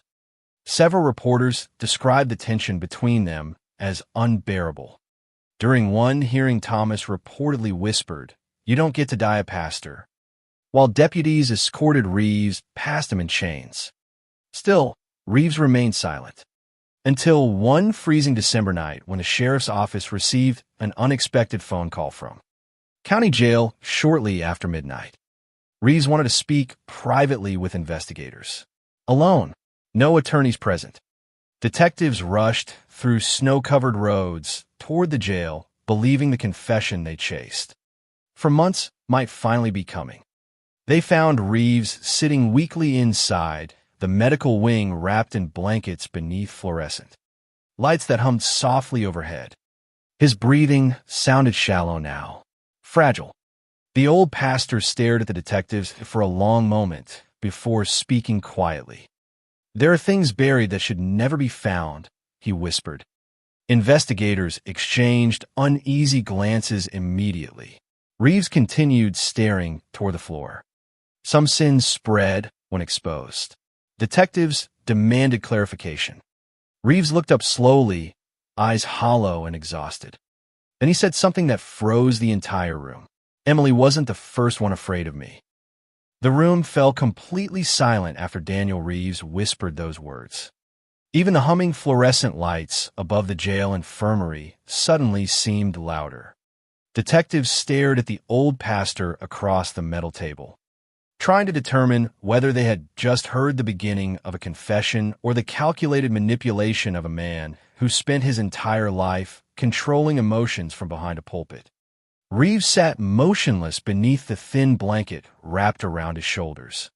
his pale hands trembling slightly from age and illness. Outside the narrow, reinforced window, snow drifted through darkness over Belmere while the town slept unaware that its most terrifying secrets might finally be surfacing after decades underground. Detective Alan Dwyer leaned forward carefully and asked the obvious question. "Who else was afraid of you, Daniel?" Reeves lowered his gaze again. Several long seconds passed before he answered. "Women who understood too much." The response sent a chill through the room immediately. Detectives exchanged quick glances, but allowed him to continue speaking uninterrupted. They knew suspects at the edge of confession often retreated instantly, if pressured too aggressively. Reeves swallowed hard and rubbed his frail fingers together slowly, as though trying to warm himself from some invisible cold. "People think evil arrives looking monstrous," he murmured. "But it doesn't. Evil survives because it learns how to look trustworthy." Investigators demanded specifics. Reeves refused. Every answer emerged fragmented, wrapped in cryptic language and religious metaphors that blurred the line between admission and evasion. He described temptation, rage, weakness, and moments where God turned away, but stopped short of confessing directly to Emily Harper's murder.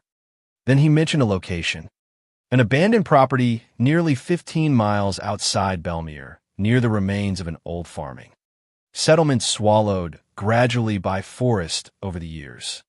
Reeves claimed the place contained things connected to suffering.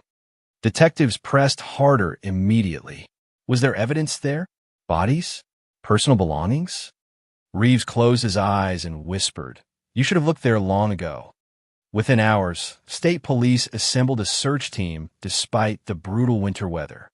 Snowplows cleared narrow backroads before dawn, while investigators guided cadaver dogs and forensic units toward the abandoned farmland Reeves referenced during the interview. The property itself looked forgotten by time. A collapsed farmhouse, rusted fencing disappearing beneath snowdrifts, dead trees twisting against the gray sky like skeletal fingers. Detectives searching the area initially found nothing except debris and rotting machinery buried beneath decades of neglect. Then one of the cadaver dogs alerted near the remains of an old well hidden behind dense overgrowth. The atmosphere shifted instantly. Forensic teams worked carefully for hours through freezing temperatures while news helicopters circled overhead after police scanners leaked word of the operation. By sunset, investigators uncovered human remains buried several feet underground beside the well.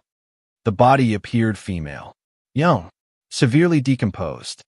Detectives standing at the scene later described the moment as emotionally devastating. Nobody spoke for several seconds after the first bone fragments emerged from frozen earth. They all understood the horrifying implication immediately. If the remains belonged to one of the missing women linked loosely to Reeves, Belmere's nightmare had just become exponentially darker. News of the discovery exploded nationally before forensic identification even began. Reporters flooded the town again. Cable networks interrupted regular programming with breaking updates. Former members of St. Luke's Church gathered outside police barricades, crying openly while detectives transported evidence containers from the scene beneath camera flashes. Social media transformed into chaos overnight. Some users accused authorities of hiding serial murders connected to Reeves for decades. Others claimed Belmere itself was cursed. The town's name became synonymous with betrayal and hidden evil across the country. Meanwhile, investigators returned to the jail, determined to push Reeves further while momentum remained on their side. But the pastor had retreated emotionally once again. He refused additional questioning, refused meals, refused eye contact. Guards reported he spent hours alone mumbling prayers beneath his breath inside the medical wing. Detectives feared they were losing him psychologically before securing a full confession. Then forensic anthropologists delivered the first shocking update regarding the remains from the well. The victim was not Rebecca Nolan or Lydia Grant, the two women previously linked to Reeves through old disappearances. Instead, dental records identified the body as Claire Bennett, an 18-year-old Belmere resident who vanished briefly during the summer of 1978 before mysteriously reappearing nearly 3 weeks later. At the time, Claire claimed she had run away voluntarily after arguing with family members. She refused to explain where she had been. The town eventually forgot the incident completely. Until now, because according to official records, Claire Bennett was supposed to be alive. Detectives raced to locate her immediately. What they discovered deepened the horror surrounding Reeves beyond anything Belmere imagined possible. Claire Bennett had died officially in 1994 following a reported overdose in another state under a different surname. Investigators reviewing old documents uncovered a trail of inconsistencies suggesting she spent years drifting between shelters, temporary jobs, psychiatric treatment centers, and abusive relationships after leaving Belmere permanently. Interviews with surviving acquaintances painted a tragic portrait of severe trauma, paranoia, substance dependency, and recurring nightmares connected to religion and churches. Several witnesses recalled Claire becoming hysterical whenever pastors or clergy members approached her unexpectedly. One former roommate described waking repeatedly to hear Claire screaming in her sleep about the room beneath the church. Detectives reopened her entire history immediately. The remains discovered near the abandoned farm, however, complicated everything. If Claire died officially in 1994, whose body had investigators just recovered? Forensic teams worked non-stop comparing records, bone structure, and DNA profiles. Then came another revelation that stunned authorities completely. The remains belonged not to Claire Bennett herself, but to her younger sister, Sarah Bennett, a 14-year-old girl who vanished in 1978, only days before Claire disappeared temporarily. Belmere barely remembered Sarah's case because Reeves personally helped frame the narrative that she likely drowned accidentally while wandering near a river outside town. No body was ever found. Until now, detectives suddenly realized the timeline fit together with terrifying precision. Sarah vanished first. Claire disappeared shortly afterward for nearly 3 weeks. When she returned, she refused to discuss anything that happened. Investigators now believe Claire knew exactly what happened to her sister and spent the rest of her life psychologically destroyed by the secret. Prosecutors theorized Reeves abducted Sarah under circumstances still unclear, murdered her, then manipulated or threatened Claire into silence afterward. The implications were monstrous. Belmere's beloved pastor was no longer suspected of a single crime of passion. Investigators now faced the possibility of a serial predator hiding behind religious authority for decades. Detectives reopened every unexplained disappearance connected to Belmere and St. Luke's Church, dating back to the early 1970s. Old evidence rooms filled rapidly with boxes coated in dust and forgotten paperwork.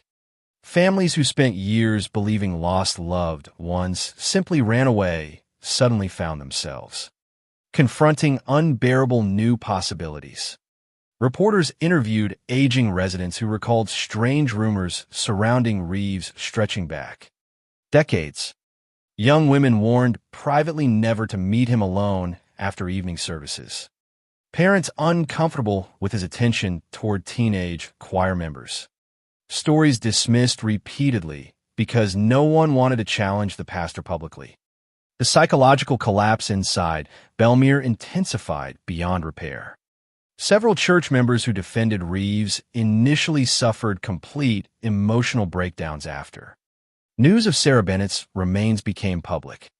One elderly woman reportedly tore down every religious image inside her home after realizing Reeves' counseled her family for 40 years while allegedly carrying secrets involving murdered girls.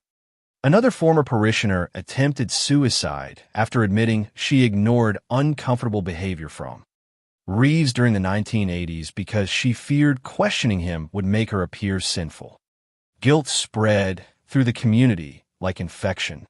Everyone wondered whether warning signs had always existed in plain sight. Detectives investigating St. Luke's Church itself then uncovered architectural blueprints, revealing a hidden basement storage area beneath the oldest section of the building, a space rarely mentioned in modern church records. According to retired maintenance workers, Reeves possessed the only key for years. Prosecutors immediately secured warrants and sealed off the church completely while forensic teams prepared another exhaustive search. Belmere residents watched in stunned silence as investigators entered the church carrying ground-penetrating radar equipment and evidence containers beneath armed police supervision. Hours later, workers emerged carrying several sealed boxes recovered from inside the concealed basement room. Authorities refused to describe the contents publicly. Rumors exploded instantly anyway. Some claimed investigators found personal belongings belonging to missing women. Others whispered about photographs, journals, and videotapes documenting years of abuse hidden directly beneath the sanctuary where families worshipped every Sunday. The truth proved horrifying enough on its own. Inside the basement storage area, investigators recovered dozens of items connected to female church members dating back nearly 25 years. Jewelry, hair ribbons, choir photographs, handwritten letters, personal diary pages. Several objects belonged to women never officially reported missing, but who later described Reeves as emotionally manipulative or frightening during their youth.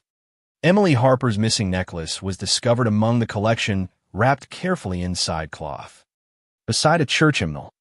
For detectives, the find shattered any remaining doubt completely. Reeves had kept trophies, souvenirs, reminders.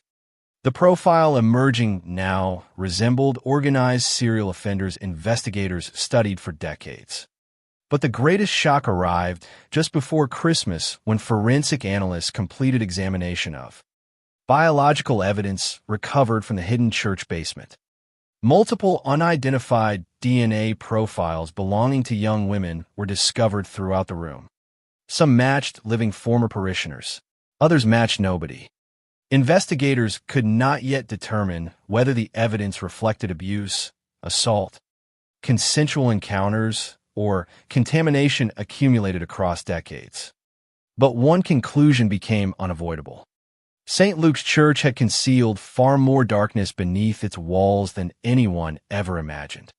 And somewhere inside county jail, weakened by illness but still alive, Daniel Reeves remained the only person capable of explaining how deep the horror truly went. Christmas arrived in Belmere beneath freezing rain and silence. The streets that once glowed with choir music and holiday decorations now felt hollow, almost abandoned. St. Luke's Church remained sealed behind police tape while forensic lights burned through stained glass windows late into the night. Residents avoided driving past the building whenever possible. Some crossed themselves instinctively at the sight of it.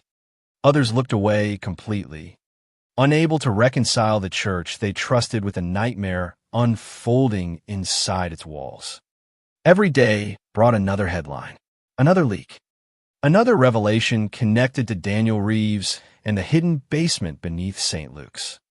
National reporters called it the pastor's vault. Online forums compare the case to America's most infamous serial predator investigations. Detectives hated the media circus surrounding Belmere, but privately many admitted the comparison no longer felt exaggerated. The evidence recovered from the concealed basement room disturbed even veteran investigators. Hardened by years of homicide work, prosecutors spent days cataloging the contents while forensic analysts examined every object, individually beneath laboratory lights. Some items appeared harmless in isolation. Photographs from church picnics, choir rosters, old letters from parishioners. Others felt deeply sinister. Locks of hair wrapped carefully in tissue paper.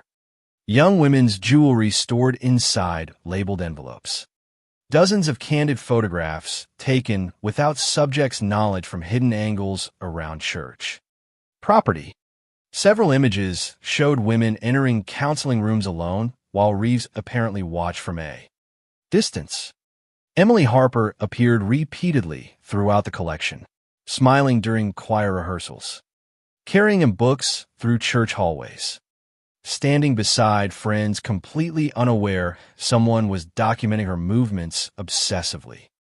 Detectives studying the photographs described a growing feeling of nausea as patterns emerged. Reeves appeared fixated on young women who embodied innocence, devotion, and vulnerability within the church community. The hidden collection transformed prosecutors' understanding of the case entirely. Emily's murder no longer looked like an isolated eruption of violence. It looked like the culmination of years of escalating obsession hidden behind religious authority. Meanwhile, inside county jail, Daniel Reeves's physical condition continued deteriorating rapidly. Medical staff transferred him permanently into the infirmary wing after repeated episodes of chest pain and respiratory distress. Guards described him as increasingly withdrawn. He rarely spoke now except during prayer. He stopped reading newspapers after headlines about the hidden basement spread nationally. Several correctional officers reported hearing him crying quietly during the night, though none could determine whether the tears reflected guilt, fear, or self-pity. Prosecutors feared time was running out. Without a formal confession, major portions of the investigation remained built on circumstantial reconstruction. They needed Reeves to speak before illness silenced him forever. Then, on December 28th, investigators received another terrifying development from forensic analysts working the unidentified DNA recovered inside the church basement. One of the unknown profiles matched evidence collected from a separate unsolved case in Indiana, involving the disappearance of a 19-year-old church volunteer named Angela Price in 1983. Angela vanished after attending a regional youth ministry conference where Daniel Reeves delivered guest sermons over a 3-day weekend. Her body was never found. At the time, investigators believed she likely left voluntarily with a boyfriend. Now the DNA link shattered that assumption completely. Detectives traveled immediately to Indiana, reopening Angela's case with fresh urgency. Interviews with surviving witnesses uncovered eerie similarities to Emily Harper's situation.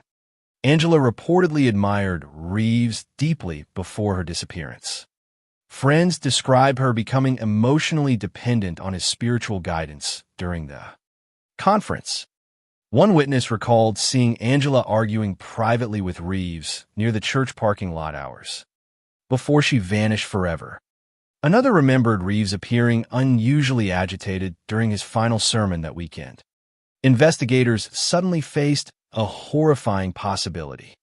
Reeves may have operated across multiple states for years, using religious events and ministry work to identify vulnerable young women while hiding behind unquestioned moral authority. Belmere's nightmare was growing larger than anyone imagined. Federal authorities quietly joined the investigation soon afterward. Behavioral analysts from the FBI reviewed evidence collected from St. Luke's Church alongside decades of Reeves's travel history and ministry records. Their internal assessment reportedly concluded that Reeves exhibited patterns consistent with organized predatory behavior concealed beneath positions of institutional trust. The language alone terrified local investigators. Belmere residents reacted even more violently once rumors of possible federal involvement leaked. Publicly, protesters gathered outside the courthouse, carrying photographs of missing women connected loosely to churches Reeves visited over the years. Former parishioners demanded St. Luke's be demolished entirely. Others insisted the church itself remained sacred despite the evil allegedly hidden inside it. Families stopped speaking over the arguments. Lifelong friendships collapsed. Belmere had become a community at war with its own memories. The emotional destruction spread especially hard among elderly residents who devoted their lives to Reeves's ministry. Many refused to accept the growing evidence, even after the hidden basement discoveries. Others accepted it too completely and spiraled into despair. One retired schoolteacher who attended St. Luke's for 40 years reportedly burned every sermon. Cassette Reeves ever recorded in her backyard before suffering a stroke days later. Another parishioner disappeared briefly during the holidays after telling relatives he couldn't. Live inside a town built on lies. Detectives privately admitted the case felt less like solving a murder and more like uncovering a psychological disaster buried beneath decades of silence. Then came a phone call that changed everything again. Shortly after New Year's Day, jail officials contacted prosecutors urgently around 2 a.m. Daniel Reeves was asking for Detective Alan Dwyer specifically. Alone. No lawyers. No recording equipment visible inside the room. Dwyer arrived at the infirmary less than 30 minutes later beneath heavy snowfall. He found Reeves sitting upright in bed attached to oxygen tubing. His skin pale beneath dim fluorescent lights. The old pastor looked exhausted beyond words now. Fragile. Haunted. But there was also something else in his expression that night. Fear. Real fear. Reeves motioned weakly for Dwyer to sit beside the bed. For several moments, neither man spoke. Snow tapped softly against the narrow window, while medical machines beeped quietly nearby. Finally, Reeves whispered, "They think Emily was the worst thing I ever did." Detective Dwyer remained silent, allowing the pastor to continue. Reeves stared toward the ceiling with glassy eyes. "Emily fought," he murmured. "She saw what I really was." Dwyer felt his pulse quicken instantly. It was the closest thing to an admission Reeves had ever given. The detective asked directly whether he killed her. Reeves closed his eyes. "I didn't mean for it to happen like that." The words hung inside the room like poison. Dwyer pressed harder immediately. Reeves described the night of October 13th. 1987 in fragmented whispers interrupted constantly by coughing fits and long silences. According to his account, Emily confronted him after choir practice about rumors involving inappropriate behavior toward younger female church members. She threatened to leave St. Luke's permanently and tell others what she suspected. Reeves claimed panic overwhelmed him. He begged her to stay quiet. Emily tried walking away toward the parking lot. Reeves followed her.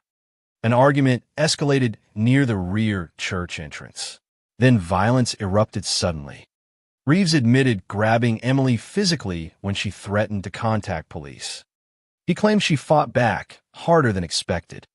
At one point, he whispered something detectives would never forget. "Her eyes changed," he said weakly. "She looked at me like she could already see hell waiting."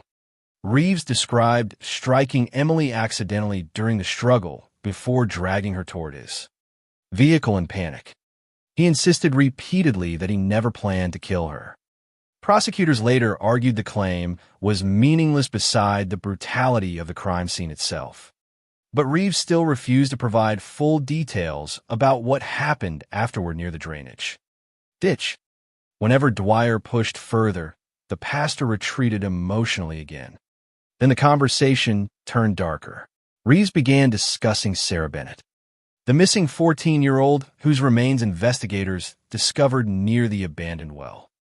According to Reeves, Sarah stumbled accidentally upon private counseling materials hidden inside St. Luke's during the summer of 1978.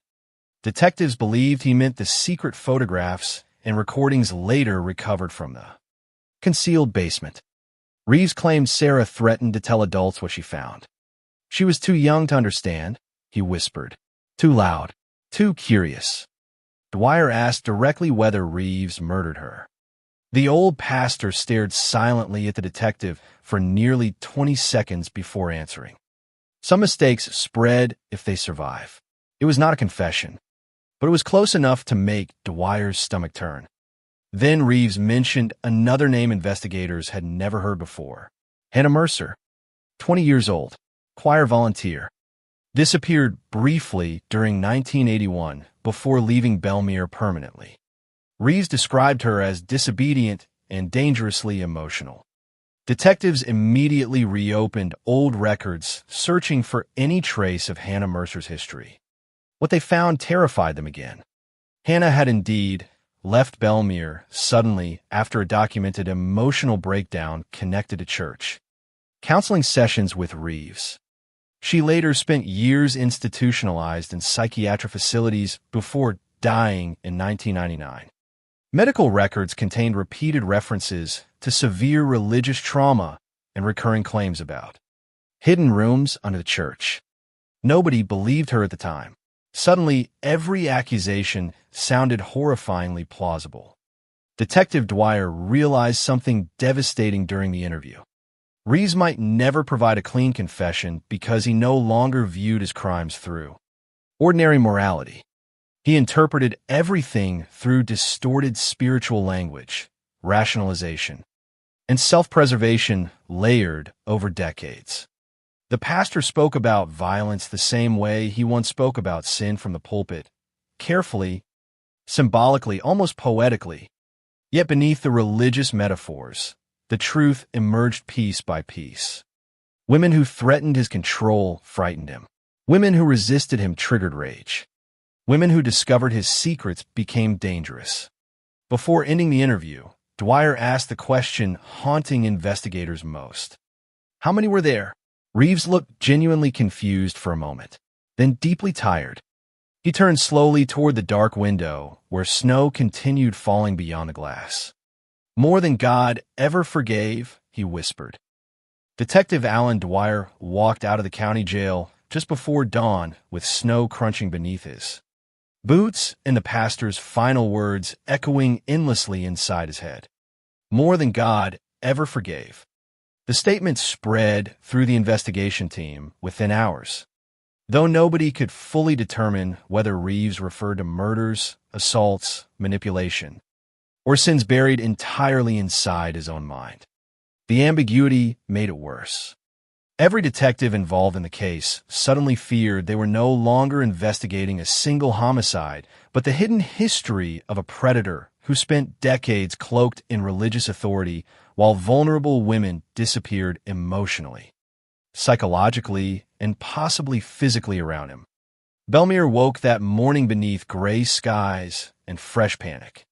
Rumors about Reeves's late-night interview leaked almost immediately despite prosecutors' ordering strict secrecy. Reporters surrounded the sheriff's office before sunrise, demanding confirmation that the pastor confessed to multiple crimes. Authorities refused comment publicly, but the damage was already done. Residents gathered outside diners and gas stations whispering about hidden victims, secret graves, and missing girls nobody bothered searching for decades earlier because Daniel Reeves always provided reassuring explanations. The town's collective memory itself had become contaminated. Every disappearance, every runaway teenager, every nervous church volunteer who left Belmere suddenly now carried terrifying new implications. Investigators formed a special review unit dedicated entirely to re-examining women connected to St. Luke's Church between 1970 and 1990. Old filing cabinets were emptied, yearbooks analyzed, choir rosters digitized. Detectives created timelines stretching across decades, trying to identify patterns hidden beneath ordinary church life. What emerged disturbed them profoundly. Multiple young women who spent time under Reeves's counseling later suffered breakdowns. Substance abuse issues, abrupt relocations, or unexplained disappearances. Most survived physically. Many did not survive emotionally. Prosecutors began describing Reeves privately as a psychological serial offender whose violence escalated over years beneath the protection of faith and community trust. Then investigators uncovered evidence suggesting Reeves may not have acted entirely alone. During analysis of church financial records and archive correspondence, detectives found repeated references to private meetings between Reeves and former Deputy Harold Pike during critical moments connected to missing persons investigations. Pike, already under scrutiny for allegedly minimizing evidence in Emily Harper's murder case, suddenly appeared tied more deeply to the church's hidden secrets than authorities first realized. Detectives obtained warrants and searched Pike's trailer again thoroughly. Hidden beneath loose floorboards in a bedroom closet, they discovered boxes containing decades-old police reports, personal journals, and several unregistered cassette tapes. One tape changed the investigation immediately. The recording appeared damaged and incomplete, but forensic audio specialists enhanced portions successfully enough to identify two voices. One belonged unmistakably to Daniel Reeves. The other matched Harold Pike. The conversation itself sounded fragmented, tense, almost panicked. Reeves spoke first. "If she talks, everything collapses." Pike responded quietly, "Then you should have controlled her before it got this far." Detectives listening to the tape reportedly felt physically sick. The date scribbled on the cassette label matched October 1987, only days after Emily Harper's murder. Prosecutors now believe Pike may have known far more about the crime than he ever admitted publicly. Investigators brought the former deputy in for another interrogation immediately. This time Pike looked terrified before questioning even began. His health had deteriorated badly since the initial interview weeks earlier. Pale skin, shaking hands, slurred speech from heavy drinking. Detectives confronted him with the tape recording directly. Pike broke almost instantly, through tears and visible panic. He admitted Reeves contacted him privately after Emily's body was discovered and begged for protection. According to Pike, Reeves never confessed outright, but implied something terrible happened during a confrontation with Emily outside the church. Pike claimed he convinced himself Reeves acted accidentally in a moment of panic. "I thought I was saving the town," he whispered repeatedly during interrogation. Detectives asked whether Pike helped destroy evidence. At first he denied it. Then prosecutors revealed forensic analysis proving portions of the original evidence files had been altered deliberately. Pike collapsed emotionally. He admitted removing witness statements implicating Reeves and discouraging investigators from pursuing leads connected to St. Luke's Church aggressively. But the most horrifying revelation came near the end of the interview. Pike claimed Reeves confessed privately years earlier to hurting another girl before Emily, a younger one. Detectives immediately suspected Sarah Bennett. Pike insisted he never learned the full details because he didn't want to know. He described Reeves as emotionally unstable during the confession, terrified that old secrets would surface if Emily exposed his behavior publicly. According to Pike, Reeves believed Sarah Bennett's disappearance represented God testing his soul. The language chilled investigators completely. Belmere exploded once Pike's cooperation leaked publicly. Citizens who once defended local law enforcement now accused the sheriff's department itself of helping bury murder for decades. Protesters surrounded the courthouse, carrying signs demanding criminal charges against surviving officials connected to the original investigation. Former officers faced harassment and threats. Elderly residents stopped speaking to reporters entirely. The town no longer trusted anyone. Meanwhile, forensic teams continued excavating land surrounding the abandoned farm property Reeves referenced during his infirmary confession. Cadaver dogs alerted repeatedly across multiple locations near the collapsed well and surrounding woods. Investigators uncovered animal remains, discarded trash, and old farming debris at first. Then another human bone fragment surfaced, less than 50 yards from where Sarah Bennett's body had been buried.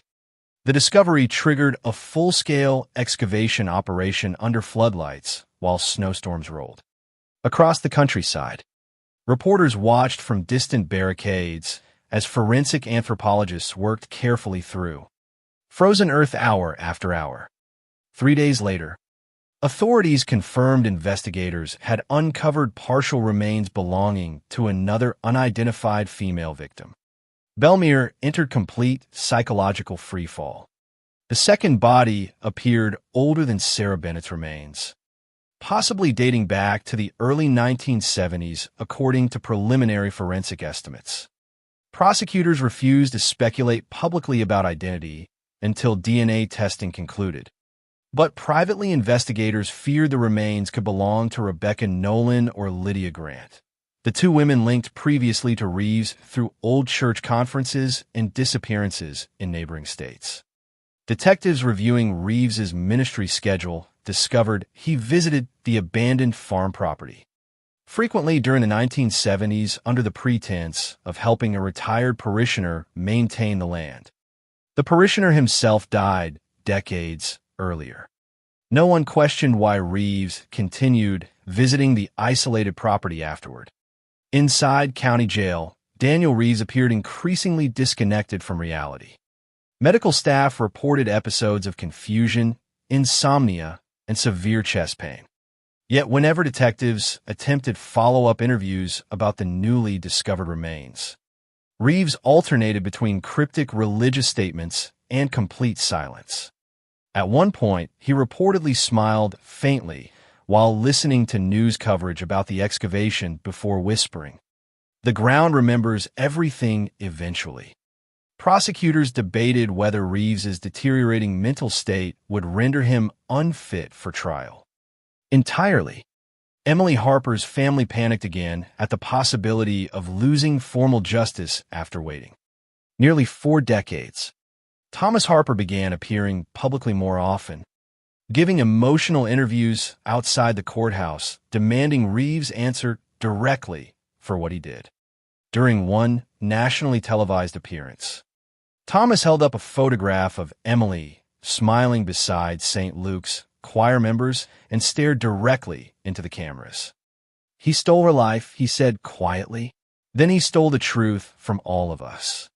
The interview spread across the country within hours.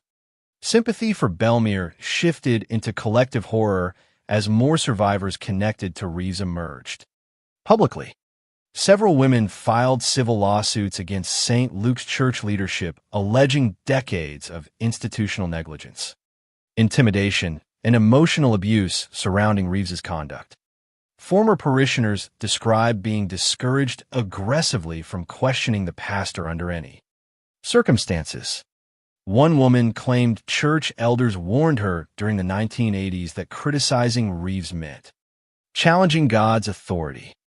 Another alleged she was pressured into silence after reporting inappropriate behavior during counseling sessions. Detectives investigating church leadership found no evidence others participated knowingly in violent crimes. But they increasingly believed Bellmere's culture of blind trust allowed Reeves to operate unchecked. For years, then forensic analysts identified the second set of remains from the abandoned farm.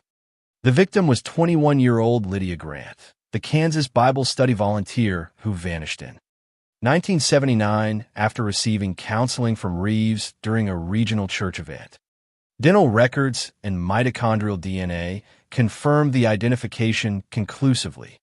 Prosecutors announced the findings during a packed press conference broadcast live nationwide. Gasps reportedly filled the room when authorities confirmed Reeves now stood connected through evidence to multiple dead women spanning over a decade. Bellmere residents watching from home described the moment as emotionally devastating beyond words. The pastor who once represented morality itself had transformed officially into something else. Entirely. Something predatory, something hidden, something evil wearing the face of trust. Yet investigators still lacked complete understanding of how many victims truly existed. The hidden basement beneath St. Luke's continued producing evidence almost weekly. Additional photographs surfaced showing unidentified young women attending church retreats with Reeves across multiple states. Several names connected to those images remained unresolved inside missing persons databases even. Decades later, federal agents expanded inquiries into at least 7 cold cases potentially tied to Reeves's ministry travels. The scale of a nightmare kept growing. Then came the discovery that terrified investigators more than anything else so far.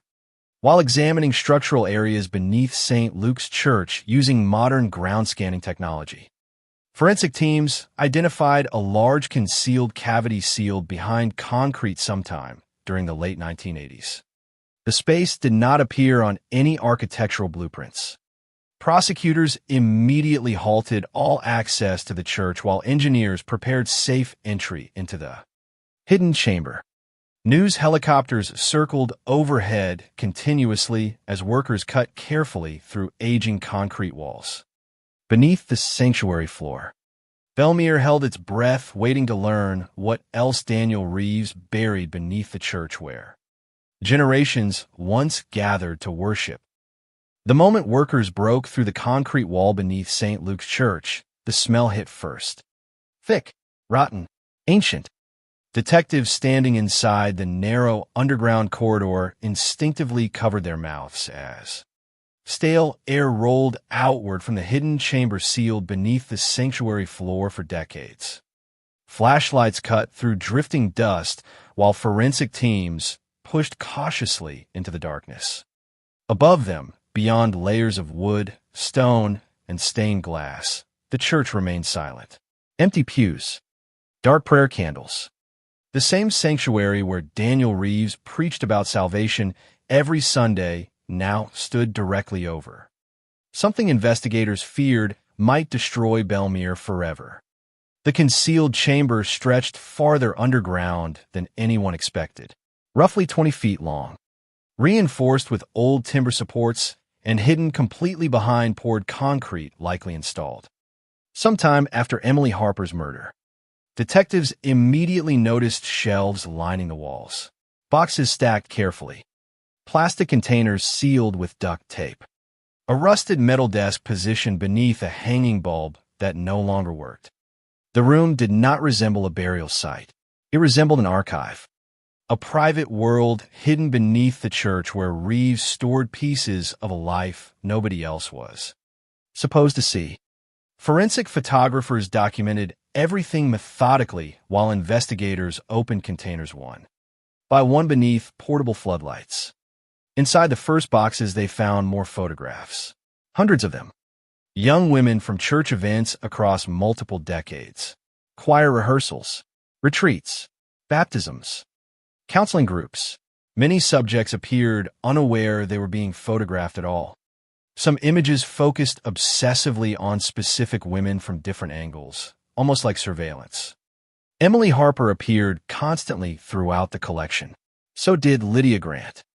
So did Sarah Bennett. And then investigators began noticing women they could not identify at all. The second set of containers held cassette tapes similar to those recovered earlier from Reeves's office, but far more disturbing. Some recordings contained counseling sessions. Others captured private conversations Reeves apparently recorded secretly inside church rooms, vehicles, and ministry trips without anyone's knowledge. Detectives listening through headphones reportedly removed them repeatedly in visible disgust as Reeves manipulated vulnerable women emotionally under the guise of spiritual guidance. The language followed patterns investigators now recognized clearly: isolation, shame, dependence, control. Reeves positioned himself as protector, confessor, and moral authority simultaneously until boundaries dissolved completely. Then forensic technicians opened a locked trunk sitting beneath the metal desk. The atmosphere inside the chamber changed immediately. Several detectives later admitted they knew instinctively something terrible waited inside before the lid even lifted fully. The trunk contained personal belongings wrapped carefully in newspaper and cloth, jewelry, wallets, driver's licenses, church name tags, hairbrushes, photographs torn from family albums. At least 15 different women appeared represented inside the collection. Some were already identified through previous investigations. Others remained completely unknown. One evidence technician reportedly stepped away from the trunk and vomited against the wall after, realizing Reeves had likely preserved trophies from victims spanning decades. Then came the discovery that froze the room completely silent. Hidden beneath the bottom layer of belongings, investigators uncovered several small spiral notebooks, covered in black leather. Reeves's journals, detailed journals. Prosecutors transported them immediately under armed supervision to a secure evidence facility while forensic document specialists began examination overnight. The contents horrified everyone who read them. Reeves documented years of obsession, manipulation, emotional fixation, and violent fantasies in meticulous detail. Some entries read like prayers. Others resembled confessions written by a man slowly losing control over his own impulses. Women were described not as people, but as symbols, temptations, tests, threats to his sacred calling. Emily Harper appeared throughout the journals more frequently than anyone else. Reeves described her as pure enough to expose corruption simply by seeing it. One entry dated September 1987 referenced Emily directly. "She no longer looks at me with trust," Reeves wrote. "I feel judgment in her silence." Another entry only days before the murder became one of the prosecution's most devastating pieces of evidence. "If she destroys everything," Reeves wrote carefully, "then God must forgive what follows."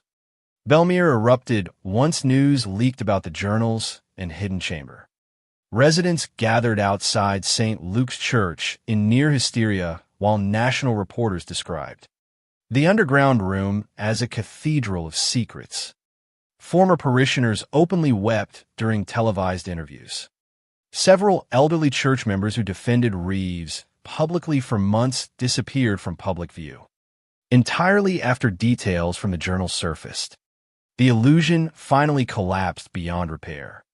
Daniel Reeves was no longer viewed as a beloved pastor accused of isolated violence. He was becoming something far darker in the public imagination, a predator who built an entire life around trust while secretly collecting evidence of suffering beneath the church itself. But investigators were not finished uncovering horrors inside the chamber.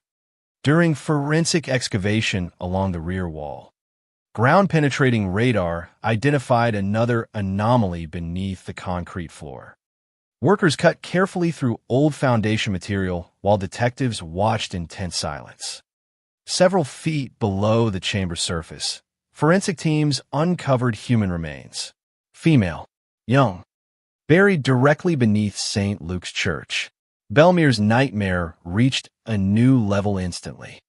Authorities sealed the entire area and suspended media access while forensic anthropologists worked around the clock identifying the victim. Preliminary analysis suggested the remains dated back decades. Prosecutors feared the body might belong to another missing woman connected to Reeves's ministry. Rumors exploded nationwide before official confirmation even arrived. Social media users called St. Luke's the Church of Graves. Conspiracy theories spread wildly. Some claimed multiple bodies remained hidden beneath the property. Others accused church leadership of participating knowingly in cover-ups spanning generations. Detectives fought desperately to separate evidence from panic as the investigation spiraled larger. By the day, then the identification came back. The remains belonged to Angela Price, the 19-year-old Indiana church volunteer who vanished during a ministry conference in 1983 after reportedly arguing privately with Reeves near a parking lot. For nearly 40 years, her family believed she might still be alive somewhere. Instead, she had been buried beneath St. Luke's Church while Daniel Reeves preached above her grave every Sunday. Angela's surviving mother collapsed during a televised press conference announcing the identification. The footage spread across the country within hours. Bellemere's name became synonymous with betrayal, hidden evil, and institutional failure. Federal authorities expanded the investigation again immediately. Excavation teams searched every accessible section beneath St. Luke's while agents reviewed missing persons cases tied to Reeves across 6 different states. Detectives no longer doubted the scope of what they were uncovering. Daniel Reeves was almost certainly a serial killer. The only remaining question was how many victims existed. Meanwhile, Reeves himself seemed to sense the walls closing permanently around his legacy. Jail staff described his condition worsening dramatically after news of Angela Price's remains reached the media. He stopped eating almost entirely. He refused medication repeatedly. Several guards reported hearing him pray aloud for hours during the night. Yet whenever detectives attempted additional interviews, Reeves retreated behind vague, religious language again. At one point, Detective Dwyer confronted him directly with photographs recovered from the underground chamber. "How many women did you hurt?" Dwyer demanded. Reeves stared at the images quietly before whispering, "I try to save them from corruption." The answer disgusted investigators completely. Prosecutors now believed Reeves rationalized violence through distorted theology for decades. Women who challenged him, rejected him, or threatened exposure became symbols of moral danger in his fractured mind. Killing them allowed him to preserve the public identity he worshipped above everything else. His church, his authority, his image. Bellemere struggled to survive psychologically beneath the revelations. St. Luke's officially dissolved its congregation after nearly 70 years in operation. The building itself stood abandoned under constant police supervision while debates erupted over whether it should be demolished completely. Some residents wanted the structure burned to the ground. Others argued destroying it would erase evidence and memory together. Vigils for victims replaced Sunday services. Families connected to missing women traveled from across the country, placing flowers outside police barricades around the church. Detectives continued identifying items recovered from Reeves's hidden chamber. Several belongings matched unresolved disappearances investigators never previously connected to. Bellemere. One bracelet belonged to a Missouri teenager missing since 1976. A driver's license matched a college student who vanished during a church retreat in Nebraska during 1984. The evidence web surrounding Reeves expanded almost daily now. Yet despite everything uncovered beneath St. Luke's, investigators still feared worse remained hidden. Because one section of Reeves's journals referenced the orchard repeatedly in coded passages, prosecutors could not fully interpret. Detectives eventually traced the references to another abandoned property once owned by a retired church elder outside Bellemere. According to land records, Reeves visited the location frequently throughout the late 1970s and early 1980s. Prosecutors secured search warrants immediately.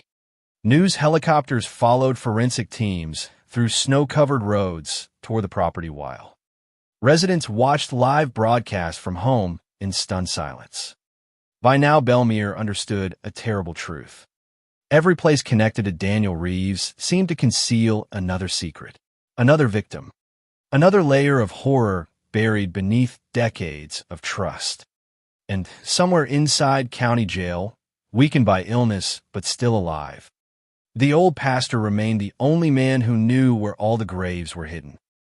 The orchard sat 3 miles outside Bellemere beyond a stretch of frozen farmland where dead trees twisted against the winter sky like black veins across the horizon. Most residents barely remembered the property existed. Decades earlier, it belonged to an elderly church elder named Samuel Vickers who donated fruit. Harvest to St. Luke's every autumn before dementia forced him into assisted care during the late 1980s. After his death, the land fell into neglect. Trees rotted slowly. Buildings collapsed inward. Nature swallowed the property year after year until only fragments remained visible from the road. Yet according to Daniel Reeves's journals, the orchard carried enormous significance. He referred to it repeatedly using strange phrases. The quiet place. The garden beneath judgment, where silence stays buried. Detectives driving toward the location felt the same dread that accompanied every new discovery. Connected to Reeves. Each search seemed to uncover another layer of darkness nobody imagined possible. Belmere had already transformed from a grieving small town into the center of one of the largest serial murder investigations in modern American history. Prosecutors now suspected Reeves committed crimes across at least 15 years while hiding beneath the identity of a trusted pastor.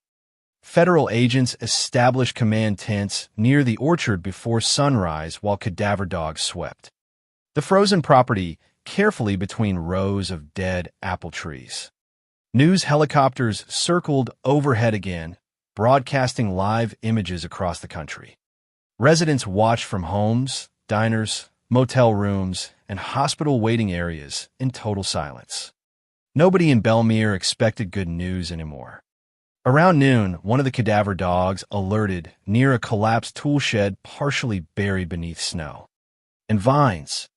Investigators cleared debris slowly, while forensic teams scanned the ground beneath rusted floorboards. Almost immediately, radar equipment identified irregularities underground. Excavation crews began digging carefully through frozen soil, while television commentators speculated live about what might be hidden there. By evening, investigators uncovered human remains, then another set nearby, then a third. The orchard became a full-scale crime scene overnight. Floodlights illuminated the property through darkness, while forensic anthropologists worked beneath. Falling snow hour after hour, recovering bones from shallow graves hidden between tree roots and collapsed fencing. Belmere broke emotionally once the scope of the excavation leaked publicly. Families connected to missing women flooded local hotels and community centers, waiting desperately for identification updates.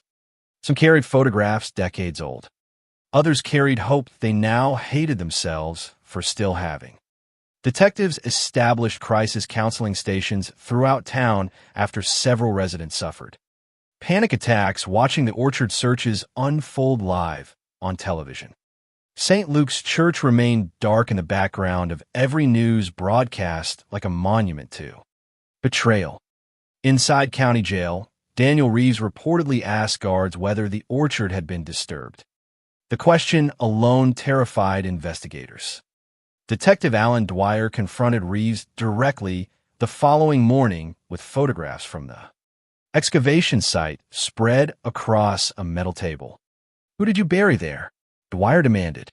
Reeves stared at the images for several moments before whispering, "Some souls wanted peace."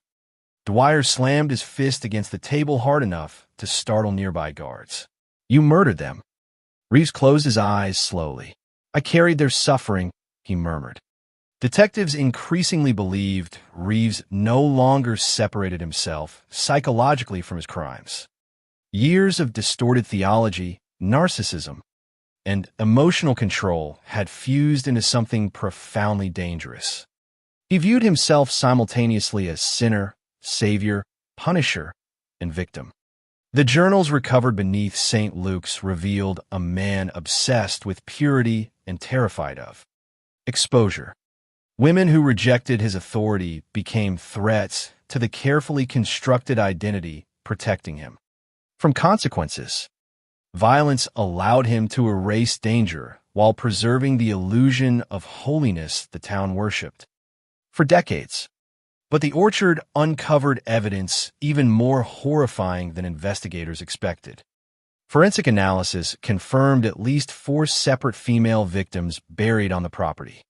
One was identified quickly as Rebecca Nolan, the 19-year-old Missouri church volunteer who vanished after Reeves preached at a regional youth conference in 1974. Her family had spent nearly 50 years believing she ran away voluntarily. Instead, she spent those decades beneath frozen ground while Reeves delivered sermons about compassion and redemption every Sunday morning. Another set of remains belonged to an unidentified teenage girl between 15 and 17 years old. No missing persons match surfaced immediately. Detectives feared she might represent an entirely unknown victim never connected publicly to Reeves before. The realization chilled investigators deeply. If unidentified victims existed, then the true scale of Reeves's crimes might extend far beyond current evidence. The Orchard searches continued for nearly 2 weeks. Each day brought new discoveries: jewelry, torn clothing fragments, rusted zipper pulls, personal effects preserved in sealed evidence bags beneath portable lights while snowstorms rolled. Across the countryside, prosecutors eventually confirmed the property functioned as a disposal site Reeves used, intermittently over years. Tire impressions preserved beneath older soil layers suggested vehicles accessed the orchard repeatedly during the 1970s and early 1980s. Investigators also uncovered burned fragments of church documents near one grave site, including partial choir attendance records from St. Luke's Church. Belmere's horror transformed gradually into collective rage. Protesters gathered daily outside the county jail, demanding Reeves face execution despite his age and deteriorating health. Families of victims accused church leadership, law enforcement, and town officials of enabling decades of silence through blind trust and institutional protection. Lawsuits